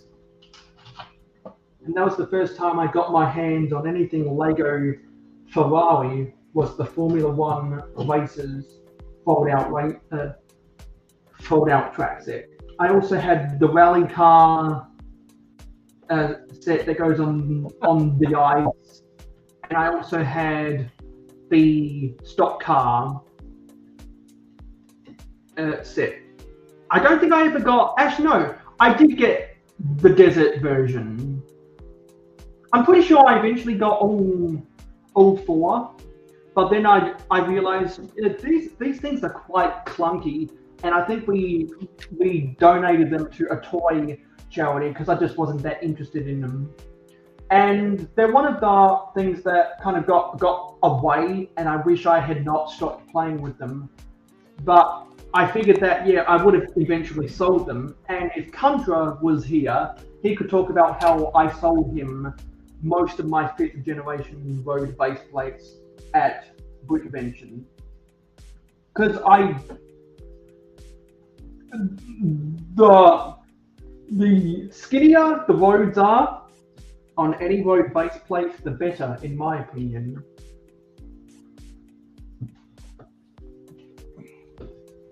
But don't you? So what'd you get? What'd you end up getting for him? I gave him a good price of about $5 a pop, even if they were the straight roads. Nice. I gave them a good price of $5 a pop because they were very dusty. Some of them had gunge on them, and I just wanted to get rid of them. Yeah. And so I wanted to offer Contra a reasonable price, and he agreed on $5 a pop. And the reason he bought them, which he actually went down to the ATM at the convenience store near our hotel to get the money to buy my base plates. And after I spent some money on some stuff, I've got $40, and I'll use that to buy some vintage road base plates. Exactly. And we've been messaging each other that he needs to upgrade from Kmart brand base plates that feel cheap by comparison. Yeah. And base plates are fairly cheap. They're only like $4 over here. But are you talking about like road base plates, or are you talking about just the colored base plates? I'm talking about the 5th generation roads. Okay, yeah. No, because you were saying get off of the Kmart ones. No, because apparently Kmart do sell road base plates. Huh. Because originally in Australia, a two pack of the 5th generation roads were 15 Australian dollars, which would have been $10 in the US. And what was bad about them is when they made the transition from world city to city, instead of getting 2 straights, 2 T-junctions, 2 curves and 2 crossroads, you got a straight with a cross and a curve with a T, and that pissed off a lot of people, which is why no one wants to buy the crossroads, and the straight roads are ridiculously expensive because everyone bought the straight and cross just to get the straight, so everyone has too much crosses, much like how people who build trains have too much curve track. Yeah. Yep. Because the roads keep on changing in scale, and I think Lego realised that because their cars are getting bigger and bigger. Some of their cars, it doesn't look comfortable passing each other on the road. So by going to the plate-built road systems, it gives the customer the option to choose how wide they want their cars to be, depending on what scale they build their cars at. Yeah, but it doesn't look the best when you have the ugly seam lines of 2x4 tiles. Yeah.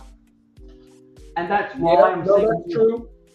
And that's why I'm seeing more people build their roads using bricks with the mills, so that you can get the smoothness of the side of a brick, and the seam lines between stacking 2 bricks together is smaller than the seam line between putting tiles next to each other. Have you seen the way that some people build them in where they use snot bricks, and they just pretty much build it with like 1 by tile or 1 by brick, and they kind of build it like a wall, but they lay it flat down on the ground? Yeah, because when Brixie changed the roads in his city from base plates to mills, he started off using those pieces from the plate built roads, and then he still uses them. But when he made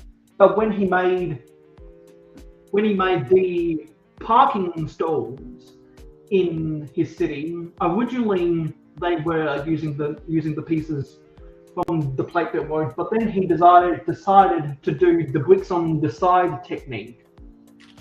Yeah. And he did that not only because it got rid of ugly seat lines, but because using bricks on their side instead of tiles, you could get more lines into it, and you could get the proper angle like a car would pull in to do the parallel parking. When I was still using when I was actually still looks a lot better.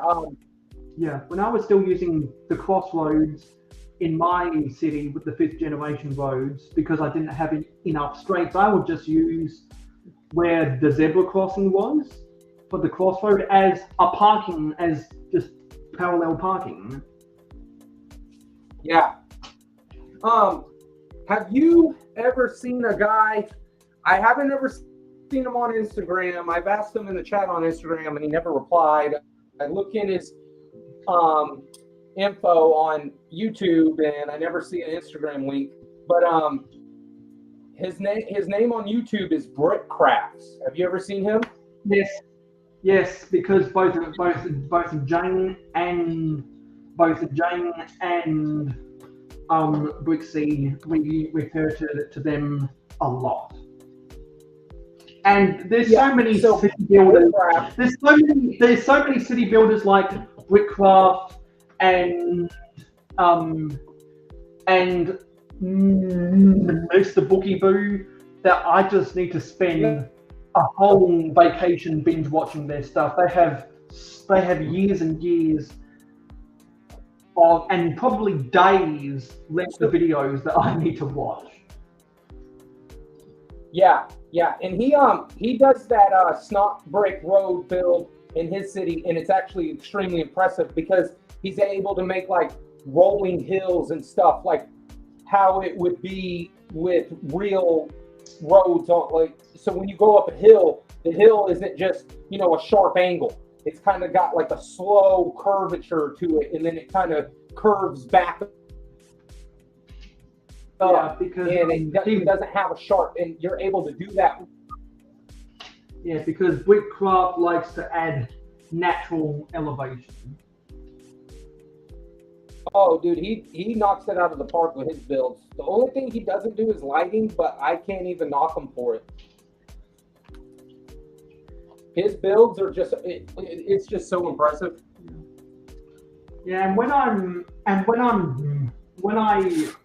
done building this set and I go back doing stuff in the city, we'll get not just my webcam that's looking at my city. That's what it looks like right now. But I'll be able. I want to get multiple angles looking at the city, and people can see that. Yeah, I really don't have a lot of elevation, but I should. I need more elevation. I was impressed with how he did the roads in his. Yeah. I need more elevation, which is why I want to get. Which is why I want to get the more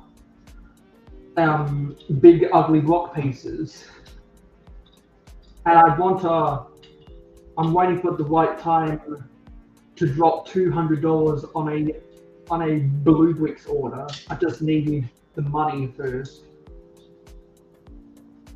I actually am waiting on an order from them right now, and I got quite a bit from them, to be honest with you. We'll see how long it takes. Last time it took them a while.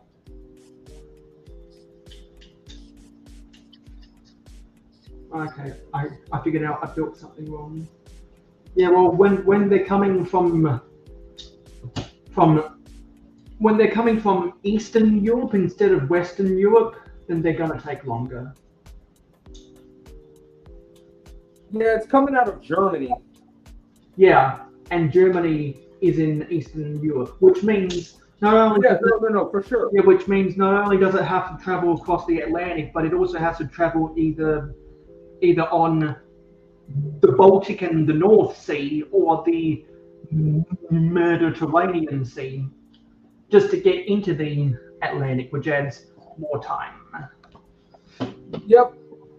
And then it has to go through customs, and then it has to go through inspection. And then the larger the package, the more likely they are to stop it in customs. So I know it's going to take a while. But honestly, it's worth it, because if you go on eBay or you go on anywhere else and you look up how much a bird costs, the big ugly rock piece, that's the acronym for bird, is big ugly rock piece. You look that up on eBay, and 4 of them are it's going to come up to $20. And so because they're about $5 a piece. But then you go on Blue Bricks, and for $30 you get 40 of them. And the quality on the Blue Bricks burps are just as good as the Lego versions. Yeah, there is zero difference besides the fact that it doesn't say Lego in each little hole. Yeah. But there's money I need to spend money. Well, there's things I need to spend money on before I even attempt to build my. And I understand that to a T, Mayo. Yeah, because I'm just waiting till I have. I should probably wait until I get my tax return after I get back from Brickworld Chicago to get those burps, because I'm also going to use my tax return to help start saving to go to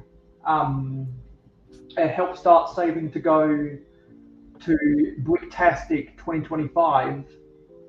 Nice. And I should also start saving up for the iPhone 18 in 3 years. If I were you, I'd save up a good chunk of money so that way when you hit Chicago, you can tell them cash talks and BS walks. Yeah. And not for nothing, I think that your dollar is worth more than an American dollar right now. So you would actually, it's actually worth less, right? It's either the British pound or the euro that's worth more than $1 right now. Yeah, because the only time the Australian dollar has been worth more than the US dollar was when we ended the mining boom and the US ended the global financial crisis, because John Howard, the former Prime Minister of Australia in 2007, enabled the banks to avoid the financial crisis. Yeah. Which means Australia was spared most of the negatives of the GFC.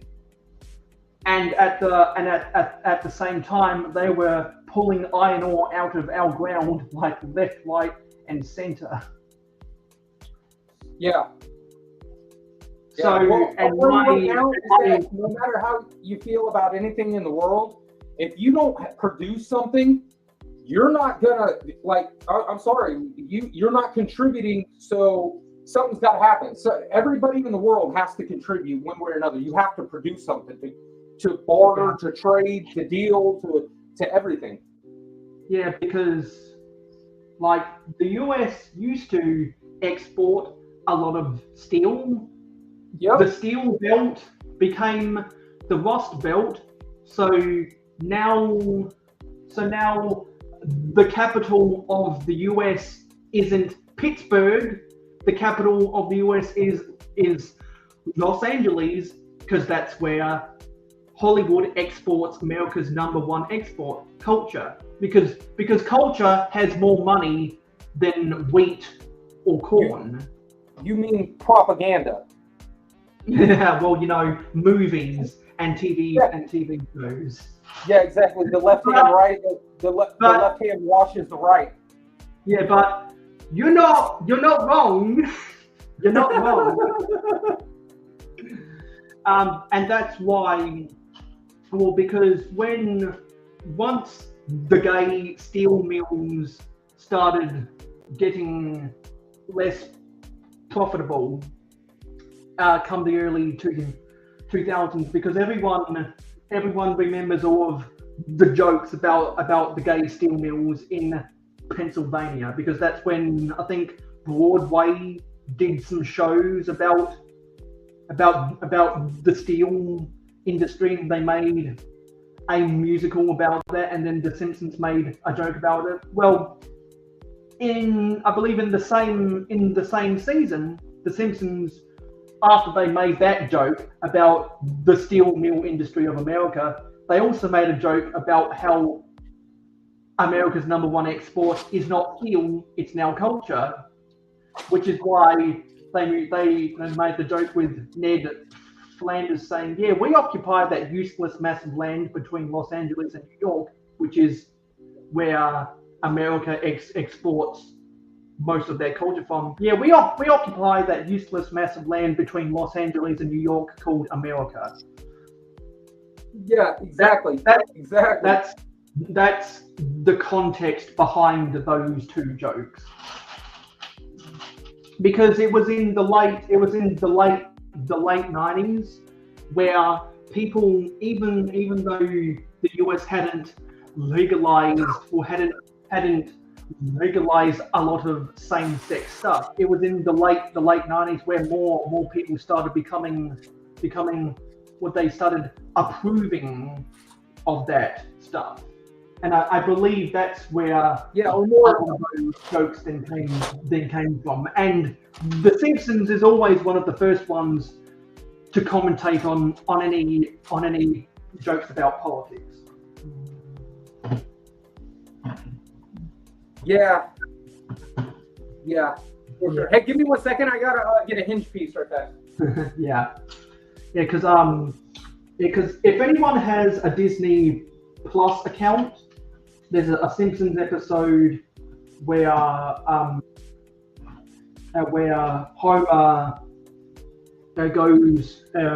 takes Bart under his wing, and they go to a steel mill, and then the gay workers do a musical number. And there's also an episode, I think in season 14, where Ned Flanders dates a Hollywood star, and they make jokes about the standards of Hollywood, and they make jokes about and they make jokes about the Flanderization of Ned Flanders in that same episode. So if anyone doesn't know where that context goes from, just go back and watch those Simpson episodes. I forget what they're called. I'll have to get the names. But I thought it would be a cool idea to make a steel mill on a siding of my railway, and then have a New Orleans style Mardi Gras parade outside. I think that would be a cool tie-in. And then I could use a lot of the rainbow bricks that I don't have much use for, and some of the rainbow builds that I've built in the past. Like there's a Building Better Thinking set that has a rainbow in it, and I built a rainbow and I took it to Brickwell Chicago, not Brickwell Chicago, to Brickvention for the Sunshine, Lollipops and Rainbows song. And recently, Mardi Gras Man 23, he said on the April podcast he couldn't go to Atlanta BritCon because Atlanta BritCon happens when the Mardi Gras happened in New Orleans. And New Orleans is dumping when the Mardi Gras happens.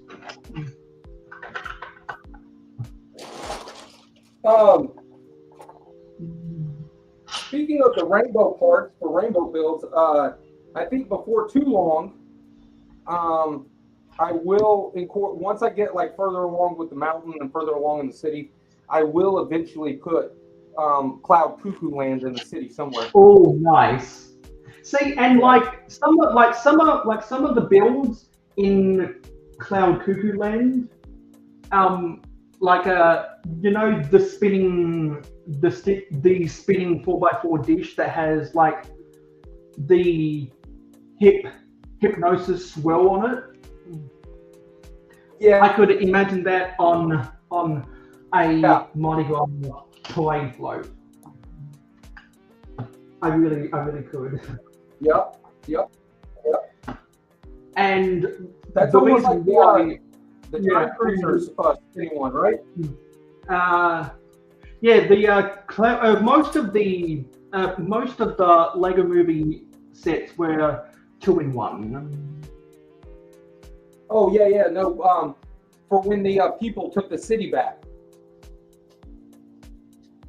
Yeah, because the joke was in the movie where President Business was the dad using the Craggle, because it was a joke about that AFOLs try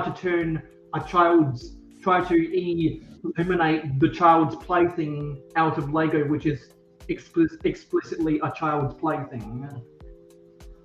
Yeah.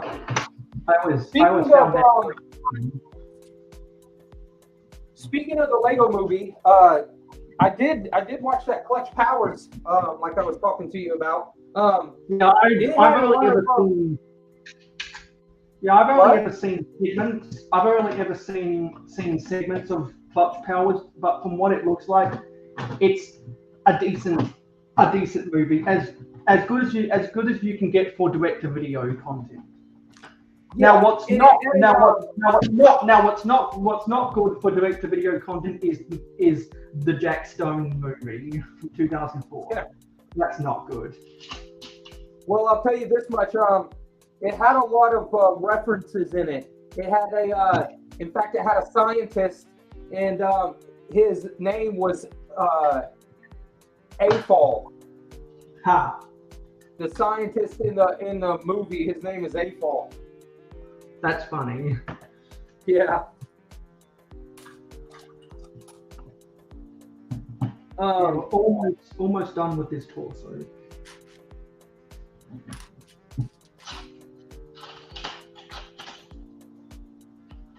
Yeah, and so on this set, I think this is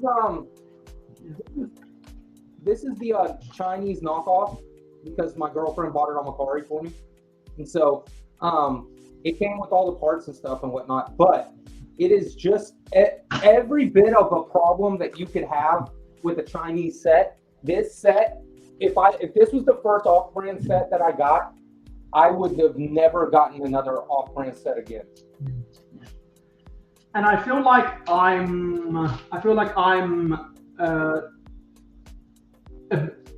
Bill Maher when I say this, but you all can we stop using the phrase whatnot? Oh, whatnot? Yeah. Can we? Yeah. You all stop using the phrase whatnot when whatnot is a corporate entity. Whatnot is what?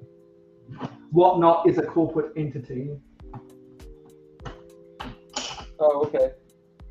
Oh, it is, isn't it?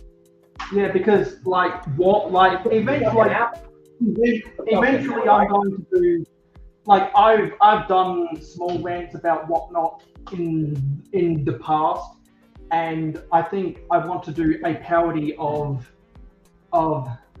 Bill Maher when I talk about Whatnot. So Whatnot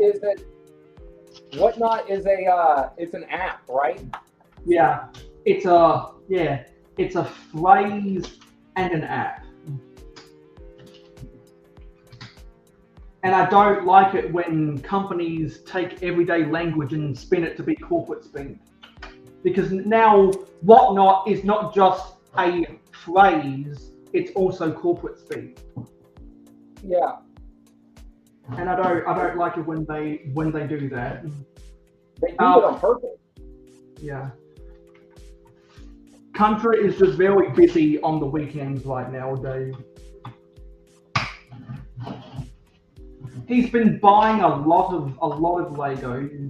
Oh, just back to the streamer screen. Sorry, I was in the instructions on Rebrickable, but Zizu says Clutch Powers was fun, especially considering time period.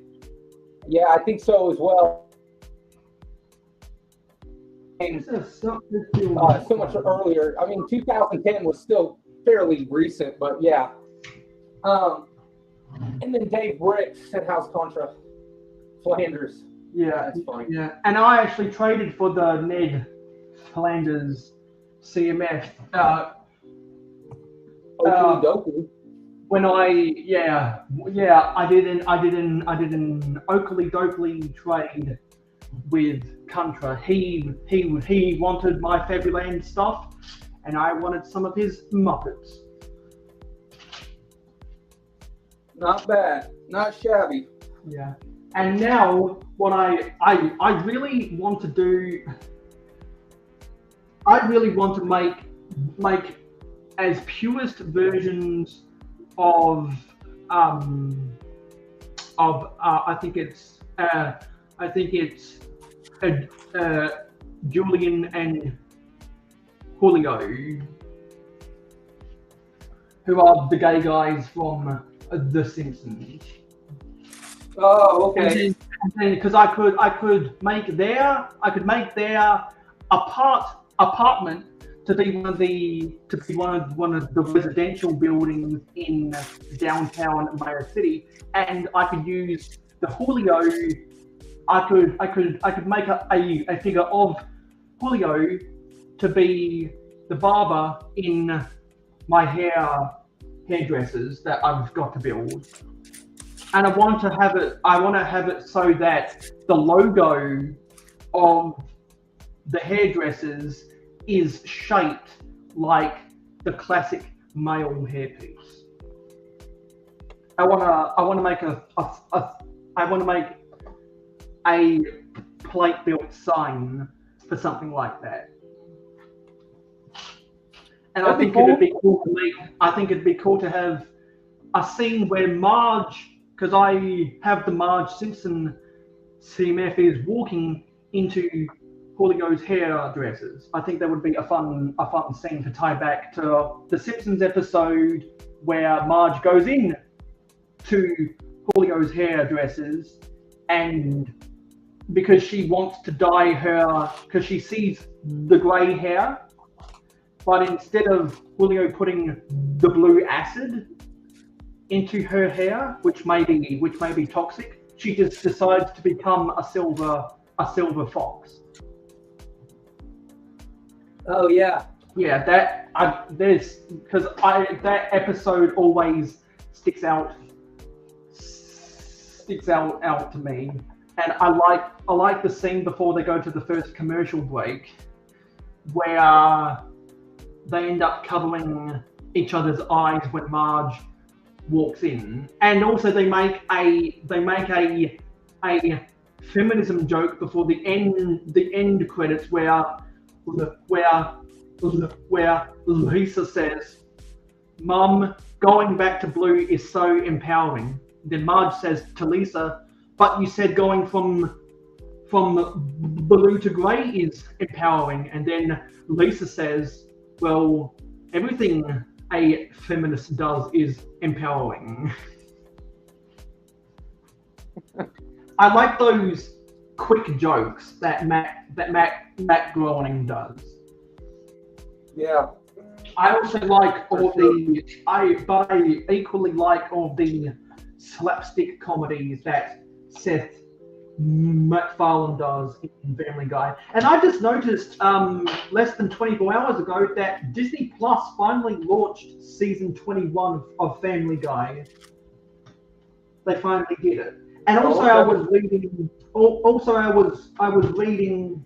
that for anyone who watches Family Guy on either the Fox network or Adult Swim, about why there was no Family Guy episodes year is because Seth MacFarlane was actually negotiating with 20th Century Fox, owned by Walt Disney, to get the seasons renewed. So I guess they took a break, but they did renew a 22nd and a 23rd season, which I'm excited for. And I think while Seth was negotiating that, he worked on some of his other shows. I heard Disney's trying to do anything it can to get subscriptions up, that they're down. Yeah, and I believe the only reason why Walt Disney bought 20th Century Fox from News Corp is because they wanted to milk the shit out of The Simpsons, and they knew that News Corp wasn't putting as much effort into it anymore. And then, because what Rupert Murdoch ended up doing is he divested completely from entertainment to only focus on news and sport.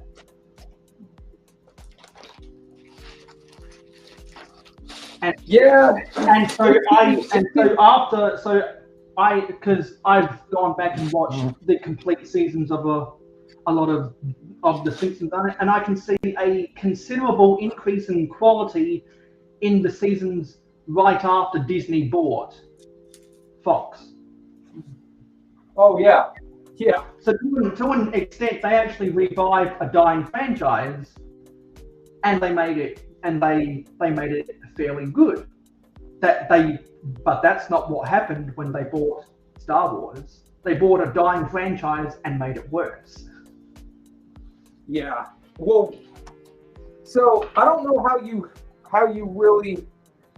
I mean, I guess the story's kind of already been told. I mean, I don't know what else you can really say in a Star Wars movie to make it not the same movie the last one was. You know what I mean? Yeah, because as good as The Force Awakens was, The Force Awakens was just a new hope, but substitute the Death Star for Starkiller Base.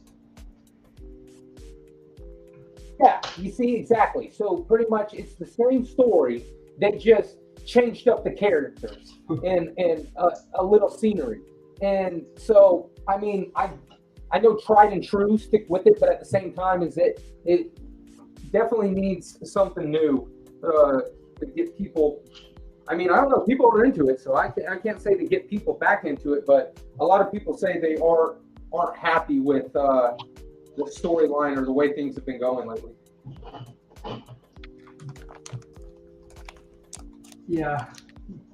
Anyway, I just wanted to talk about all of that stuff because it was on my mind.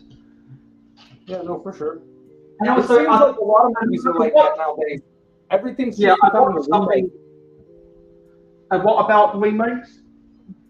I said it seems like a lot of movies are being like that nowadays. Is that they're just a lot of remakes nowadays? Yeah. All the movies that come out are just remakes.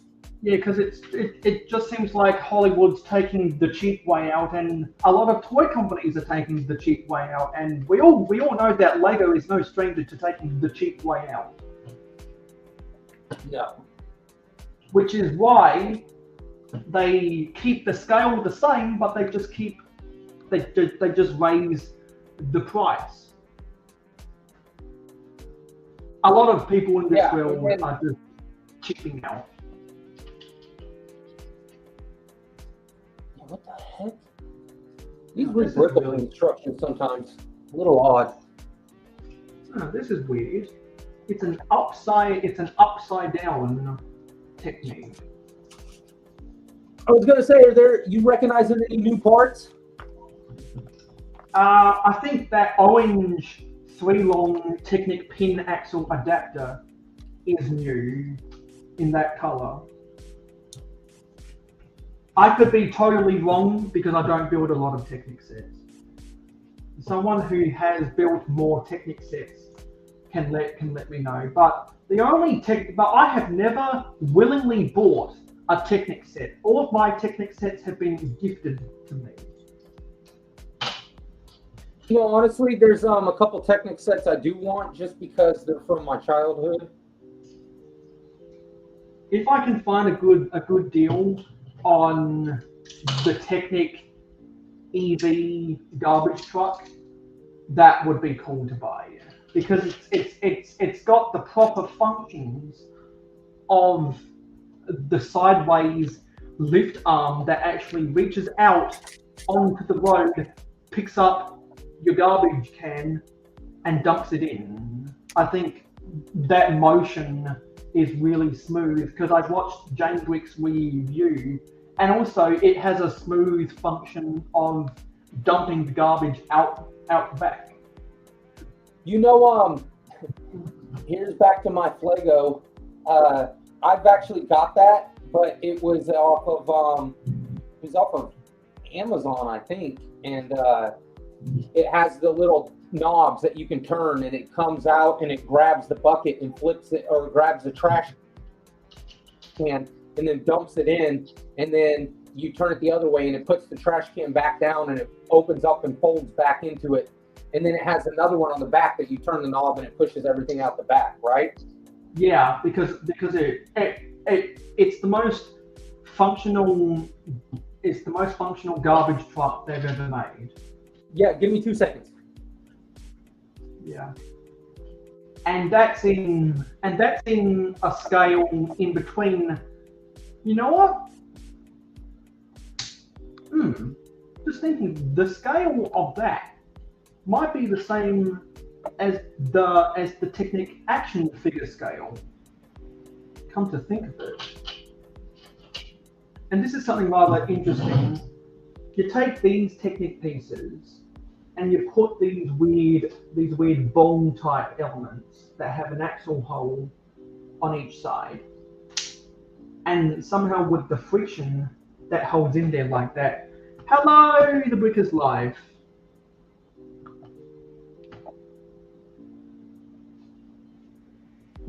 I'm just in the middle of building the what is it? In the middle of building the scaled up minifigure, and from blocks to blocks is building a non-Lego set that he got for Valentine's Day. How are those polybags going? Did you end up building all of them? I'm guessing Lego Head is busy today, so there will be no second act.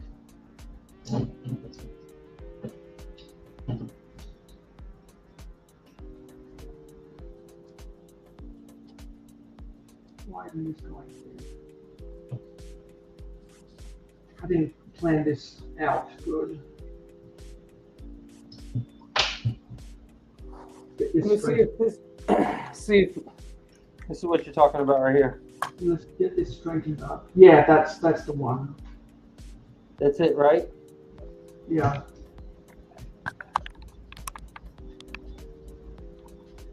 And then it is pretty cool. I'm not gonna lie. I got it. This was actually like one of the. I got this a long time ago, and I just forget all about it. But yeah. Can you see that in the camera at all? Or is it too dark? Yeah, we can see that. Okay. And then it'll grab it. Look, let's see. Yeah, we can see the functions. Yeah, you just got to have it in the right spot. But yeah, it'll grab it, pick it up. Yeah, this one's, the green ones work way better. But yeah, it works pretty good. And then inside there, it's got a little thing that pushes to the back. And then it all goes into here. And then once it goes into here, you open the back up, and then this will fold up. It's a cool build. You know they got it on Rebrickable. I'm just trying to squeeze this in. God damn it.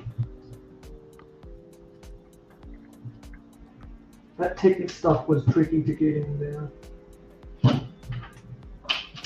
Hey, Brick is wife.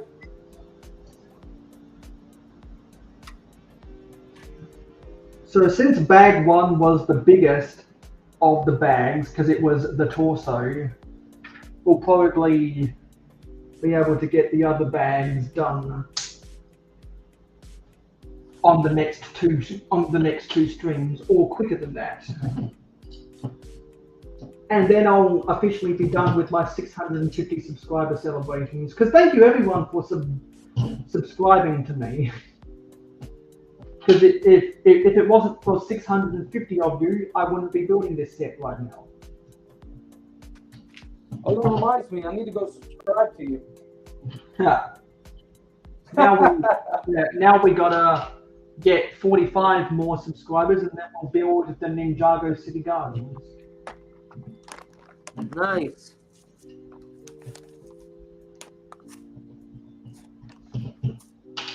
These Technic pieces have a lot of friction in them. And I'm just looking at my city right now. I need to find a permanent place for some of those Friends buildings. And actually, probably my next mock project after I get the Daily Bugle done is get those Friends Main Street buildings from 8 studs wide to 6 studs wide, because we want to get them to be downscaled. That's probably something you don't hear too much in the Lego community. Well, almost everybody's trying to upscale something, double it, 2 of them. Yeah. Well, something I've noticed is that given that there are more city builders coming onto YouTube, I'm actually seeing more and more people downscale their sets to make it fit in on with their small amount of real estate. Yeah, there's a couple people. Go ahead. Yeah, there are some people who I will not name because I don't like them anymore that have downscaled a lot of their stuff. There's one guy that I watch on Instagram just because it's so amazing. I'm not usually a big fan of micro scale, but he does micro scale of like all of Rome, like all of that, and it's pretty impressive. And that's a cool way to build, but I don't think I could ever do the micro scale. Yeah. Oh, actually, after we get this done, well, maybe in my own time, I need to finish bags 14 and 15 of the medieval of the Viking village, because that's still not built. I built that on Christmas and it's still not finished. Oh, that's your own creation, isn't it? Well, no, I wanted to build this. I'm trying to build the set on a time lapse, but I haven't had when I got my new tables, and I bought out some of my old mocks to add to the city. I didn't, and since I've been doing so much stuff for the city, I accidentally put my Viking village off the back burner. Oh yeah. So I haven't made the time to finish it. So once I'm done with the Daily Bugle, hopefully I'll finish the time lapse of my Viking village, and then do an update about what I'm going to be doing with the Middle Ages momentum in my current filming space. That'll be good. Yeah, because for those who don't know, I do stuff with Castle, which is why I'm hyped for the medieval town square. Yeah. Yeah, the one that came out is pretty cool. I think I'm gonna probably hold off on it because of the one that I just got. So, but I am excited to see what it looks like when you and a couple other people get a hold of it and I want to see it in person. Yeah, thanks for stopping by The Wicked Life. DM me when you find pieces from your bulk lots to build vintage sets. Speaking of bulk lots, have you bought any bulk lots recently? The last one I did was when I got all that Rock Raider stuff out of it. I still got to go through it because there's more in there. There's still more UFO and other stuff like that. Because I remember you saying a fortnight ago you were still doing stuff with that. So I'm guessing that's going to take you 2 months to get through it all. Oh, at least, man. At least. There must be a lot of sets you think you can piece together from that. Yeah, and that's what I like getting sets from is the 90s bulk. Whenever I buy bulk and it's the newer stuff, I'm just using it for pieces and filler.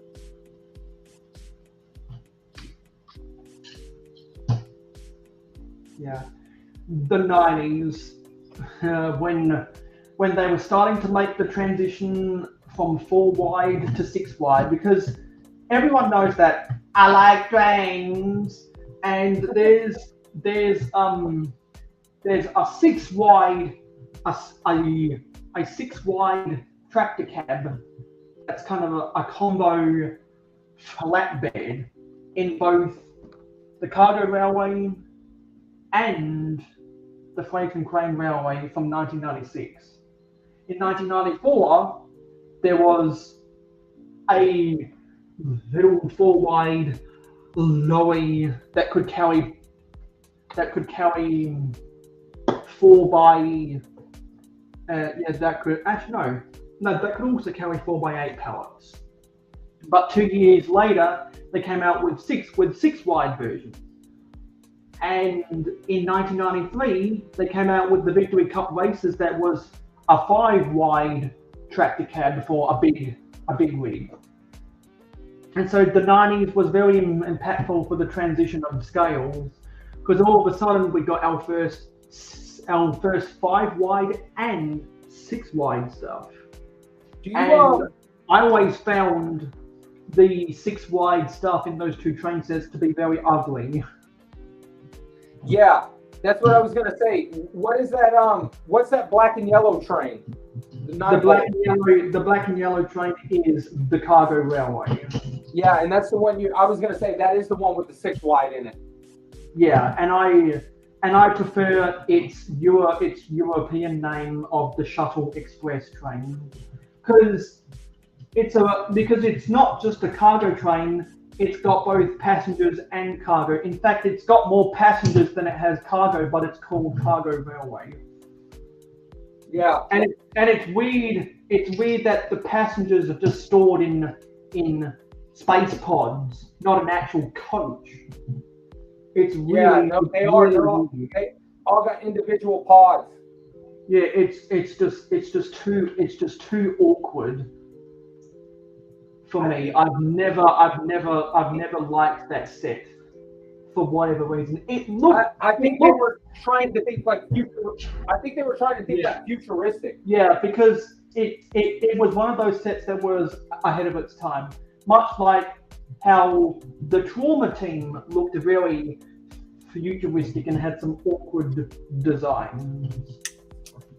Yeah, and everyone remembers that I bought the Trauma Team from the Bricks and Minifigures at Brick World Chicago, and I can go get the Trauma Team and put it next to my yellow taxi to show the size comparison after I get this thing built. The Trauma Team is an extremely awkward set. Yeah, because it's got space cockpit windshields as the windscreens of town vehicles. It's just really weird. I'll go get them, and I'll refill my bottle too. Oh, I just bumped the table. I'll go get the trauma team so you can ogle everyone out there can ogle at it. Because it has an ambulance and a doctor's car that looks like it belongs with the Balactron 1 sets. I mean, look at it. Look at these things. I'll let everyone have their reactions to it. I mean, look at that.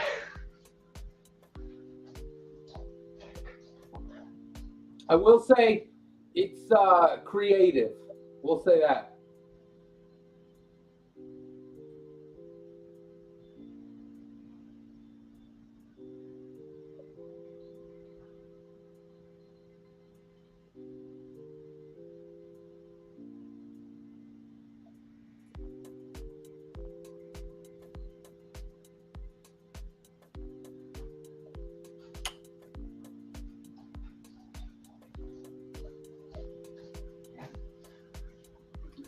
Because when this taxi was 6 wide, it was just as long as this ambulance, and it was about twice as wide because the wheels stuck out really far. Look at how far those wheels stick out. Compared to, if I go get something from my city, one of the this is my sedan mock I built when I was moving house. Those wheels don't stick out at all. Yeah. And the 90s gave us the extended width axles, which is really good for off-road vehicles. That's what I was getting ready to say. It looks quite ugly on a regular city vehicle, which is why I prefer the older style axles where it doesn't stick out. And let me go get a 4x7 chassis. The chassis of that police car you shared earlier is this chassis. That's one of my mock cars. I need to convert this to be pretty good. I need to convert this smart car to be the same standard. That little car you got in your hand right now, that green and black one, it reminds me of the little cars in Lego Movie. Actually, I stand corrected. This is my station wagon. This is my sedan. Notice that the station wagon has the extended cargo hold at the back. It doesn't have. Yeah. It doesn't have. It doesn't. Well, the boot trunk is the back window.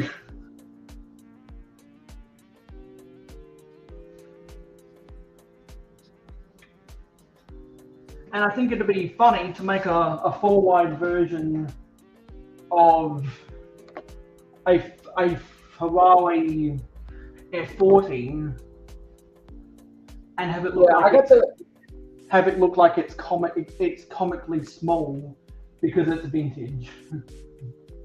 I got the 6-wide. You've got the Ferrari, the Speed Champions. Yeah, I've got 2 of them. Yeah, see, the reason I don't like that one is because it's a Ferrari F40 Competizione. It's not a regular Ferrari F40, which means some of the shapes are different. Oh, okay. I prefer the regular Ferrari F40, and the reason I like it is because it's got the really simplistic spoiler, but a really smooth curve. Most cars have a pinch curved hood, or they have a hood with clipped corners for aerodynamics. but the Ferrari F40 had a straight curve because it was a transition between older Ferraris that just had a straight top hood. And then when we got the really fancy curvature on cars like the La Ferrari, I just love the simplicity of the Ferrari F40, but it still has enough curvature that looks aerodynamic. It's the perfect mixture, and it just looks aesthetically pleasing. I think that the La Ferrari has too much curvature, and we also got a Speed Champions La Ferrari. Yeah, the F40 is a really good one to make out of Lego because it's more of a boxy square shape.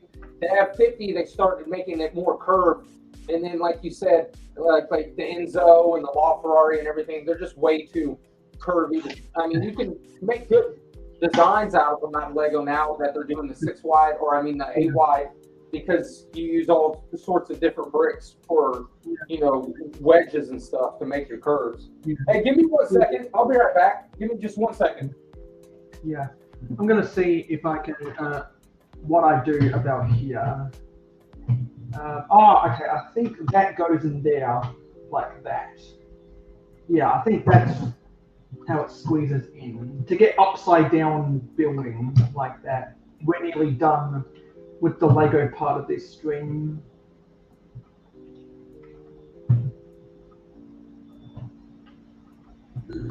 Oh, excuse me. Yeah.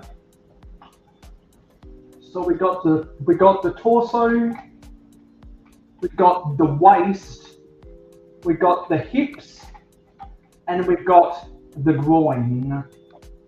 So we can attach the arms here and here, attach the head here, and attach the legs here and here.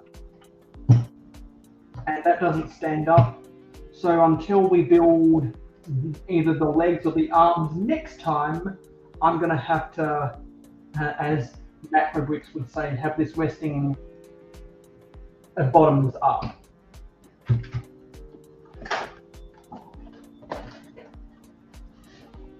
Because this is what it looks like sitting down. So you can see what we've still got to do. The torso is by far the most complicated part of the build because there's a lot of angles. And you have to build everything to make sure that the limbs can be properly connected. So that'll be a challenge for me. I'm gonna actually no, I can't do it here.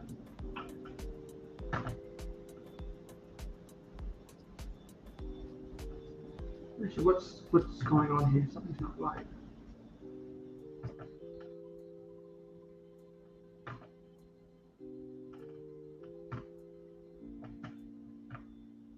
Let me move this over on Twitch because that wasn't quite right.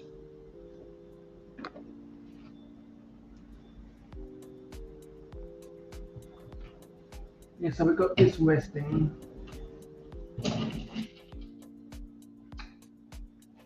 In the meantime, I'm gonna load up Minecraft. So on Twitch, I'm going to put up the AFK screen. Oh. What did I do with the AFK screen?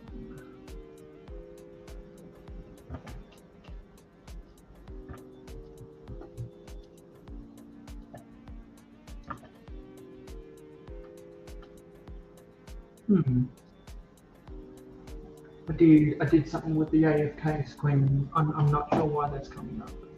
That's weird.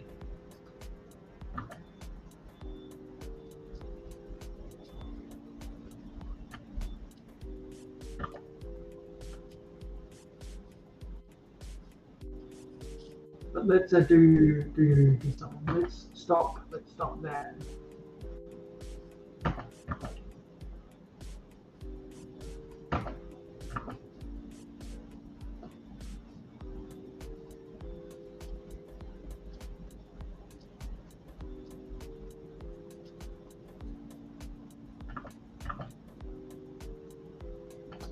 And let's drag this over.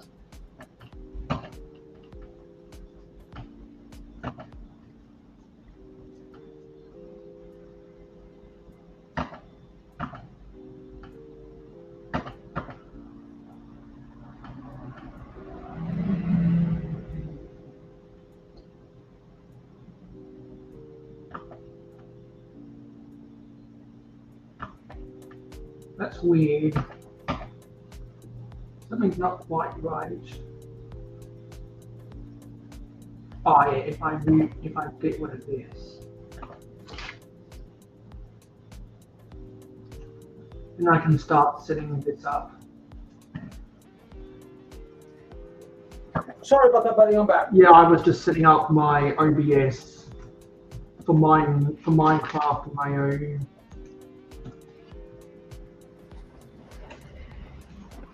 Did you finish the upscale? Yeah, but this is I think this is Minecraft Mayo episode 54. Yeah, I'm just setting up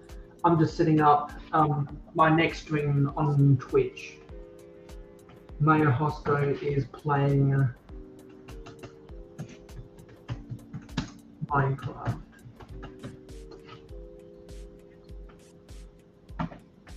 I've got to be more prepared for this in the future.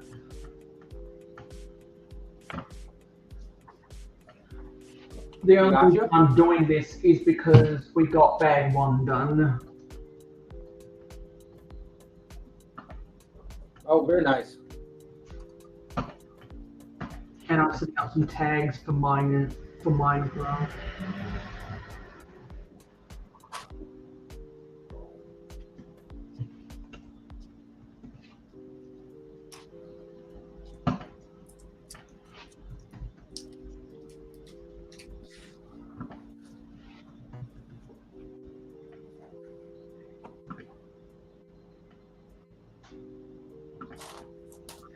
That's not right. Minecraft.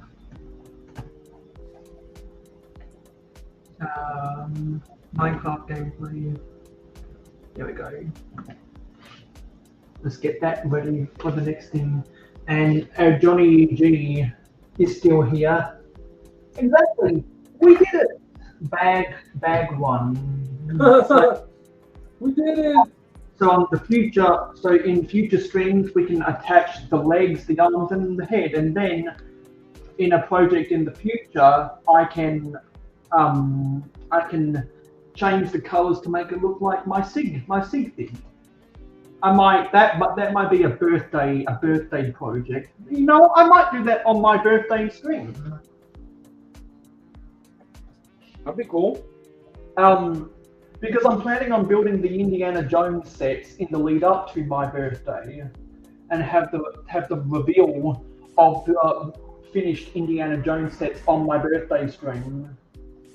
And maybe I might get out the pieces to convert the scaled up Lego minifigure set 40649 to look like my sig fig on that stream to bring in the occasion, because I can't really do anything else for my birthday because I already bought and built the birthday cake and the birthday clown sets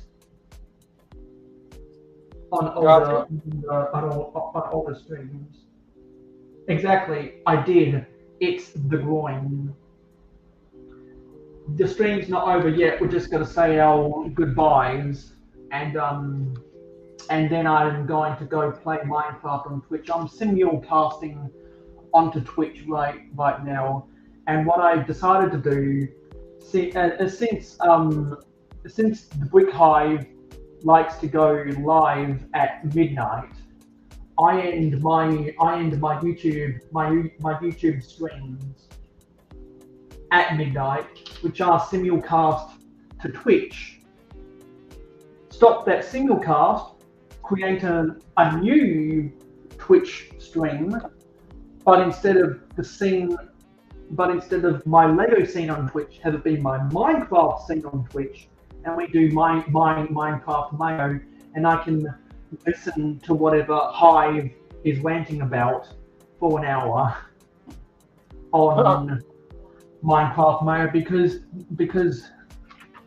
Twitch pays for people to use copyrighted music, and technically that includes the YouTube DCIM, which is why. Oh, so that's cool. Which is why if I'm listening to Brick Hive's stream while streaming on Twitch, he can't sue me. But if I'm doing the same stream on YouTube, he could sue me because of the difference of terms of service between YouTube and Twitch. Because I would never dare listen to anyone's video on a YouTube live stream. I would have to give commentary so it falls under fair use or fair dealing. Because if it was just straight up video, they could legally flag me for copyright. Yeah. But they can't do that on Twitch because Twitch pays. They pay for the music rights and the DCIM license. Anyway, I'm done building today. Let's thank everyone who left a comment on the stream. You got quite a few people in there. Yeah. Less people at the back end. You can. It's very easy to tell whenever a slow week is. Yeah. And something. Where the hell is my cursor? That's something I can't help you out there with, buddy.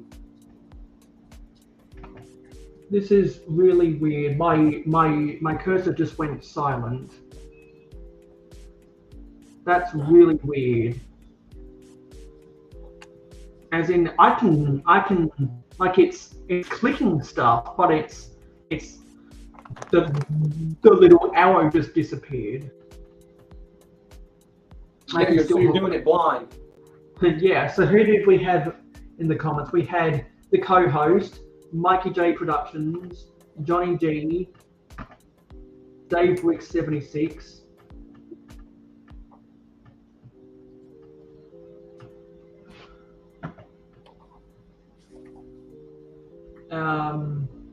Gladiator Bricks Productions,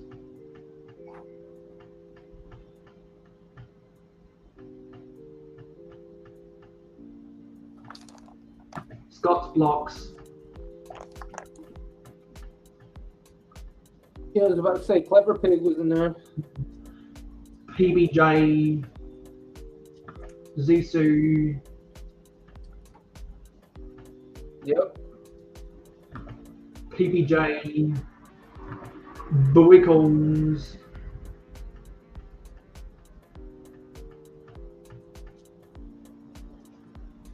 all right, Johnny G. Nice to see you again, buddy. Brick Hive, Clever Pig,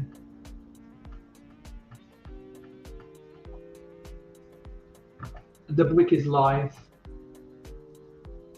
and that was everyone. Bye, Johnny.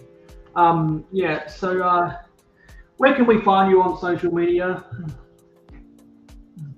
So, Instagram, from blocks to mocks _ between everything.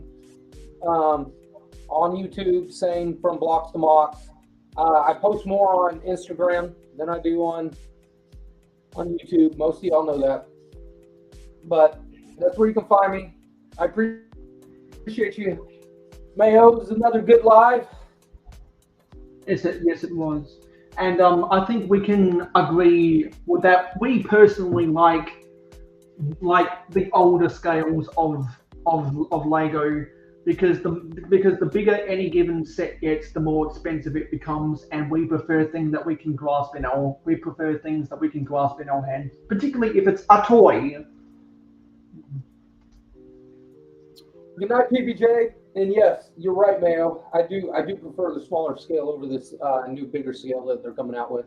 But I'm 100%. glad, and that's why I'm glad that Lego Town and Lego City trains have remained the same scale. And it's very rare that I'm going to buy something that is not minifigure scale. Yeah. Unless it's something special like the scaled up minifigure or the Manchester United Old Trafford Stadium. Because glory, glory, Man United. Anyway, we'll think about something else vintage Lego to talk about on the next episode of Real Whole Egg. I want to go scroll through some of the vintage Lego City people on Instagram to see if I can get any ideas, and we'll be sure to discuss different ideas that we can add to the rundown and the show notes. And if anyone else out there wants to apply to be a guest co-host of Real Whole Egg, you can contact the official Real Whole Egg Instagram account with underscores in between. So I'll see everyone on the next episode of Real Whole Egg, which as always is at 9 p.m. Eastern on a Friday night in North America, which is 1 p.m. Australian Eastern every Saturday. I'll see you in my next short, and I'll see you in the next video. Later, guys. So we'll go set up the way the three people that are here. We'll go get the link for Brick Hive, and anyone watching on Twitch, I'll create a new stream in 8 minutes so that I can play Minecraft while listening to Brick Hive. And I want to see if I can do something. I'm gonna detach my webcam.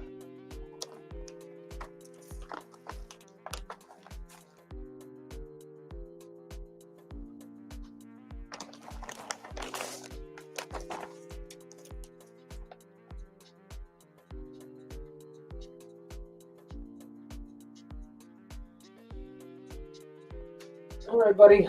So, just real quick, because we got like 2 minutes. DM me what you want to do next week, and then let me know. I sent you a video on there, so just let me know if that works or if you want something else.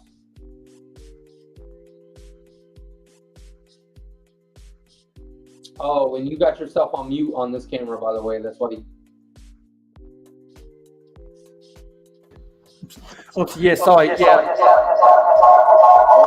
Yeah, I've got a lot of editing to do. Yeah, no worries.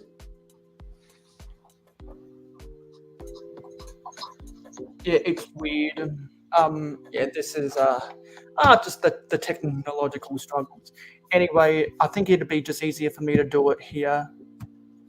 And let's go get the link for Hive's stream. I'll put it in the chat.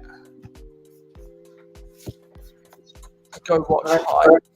Put it in there, and then I'm gonna log in. I'm gonna lurk in his chat while I work on this this build.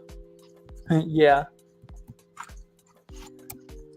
Let me put this in, and then I'll roll the credits.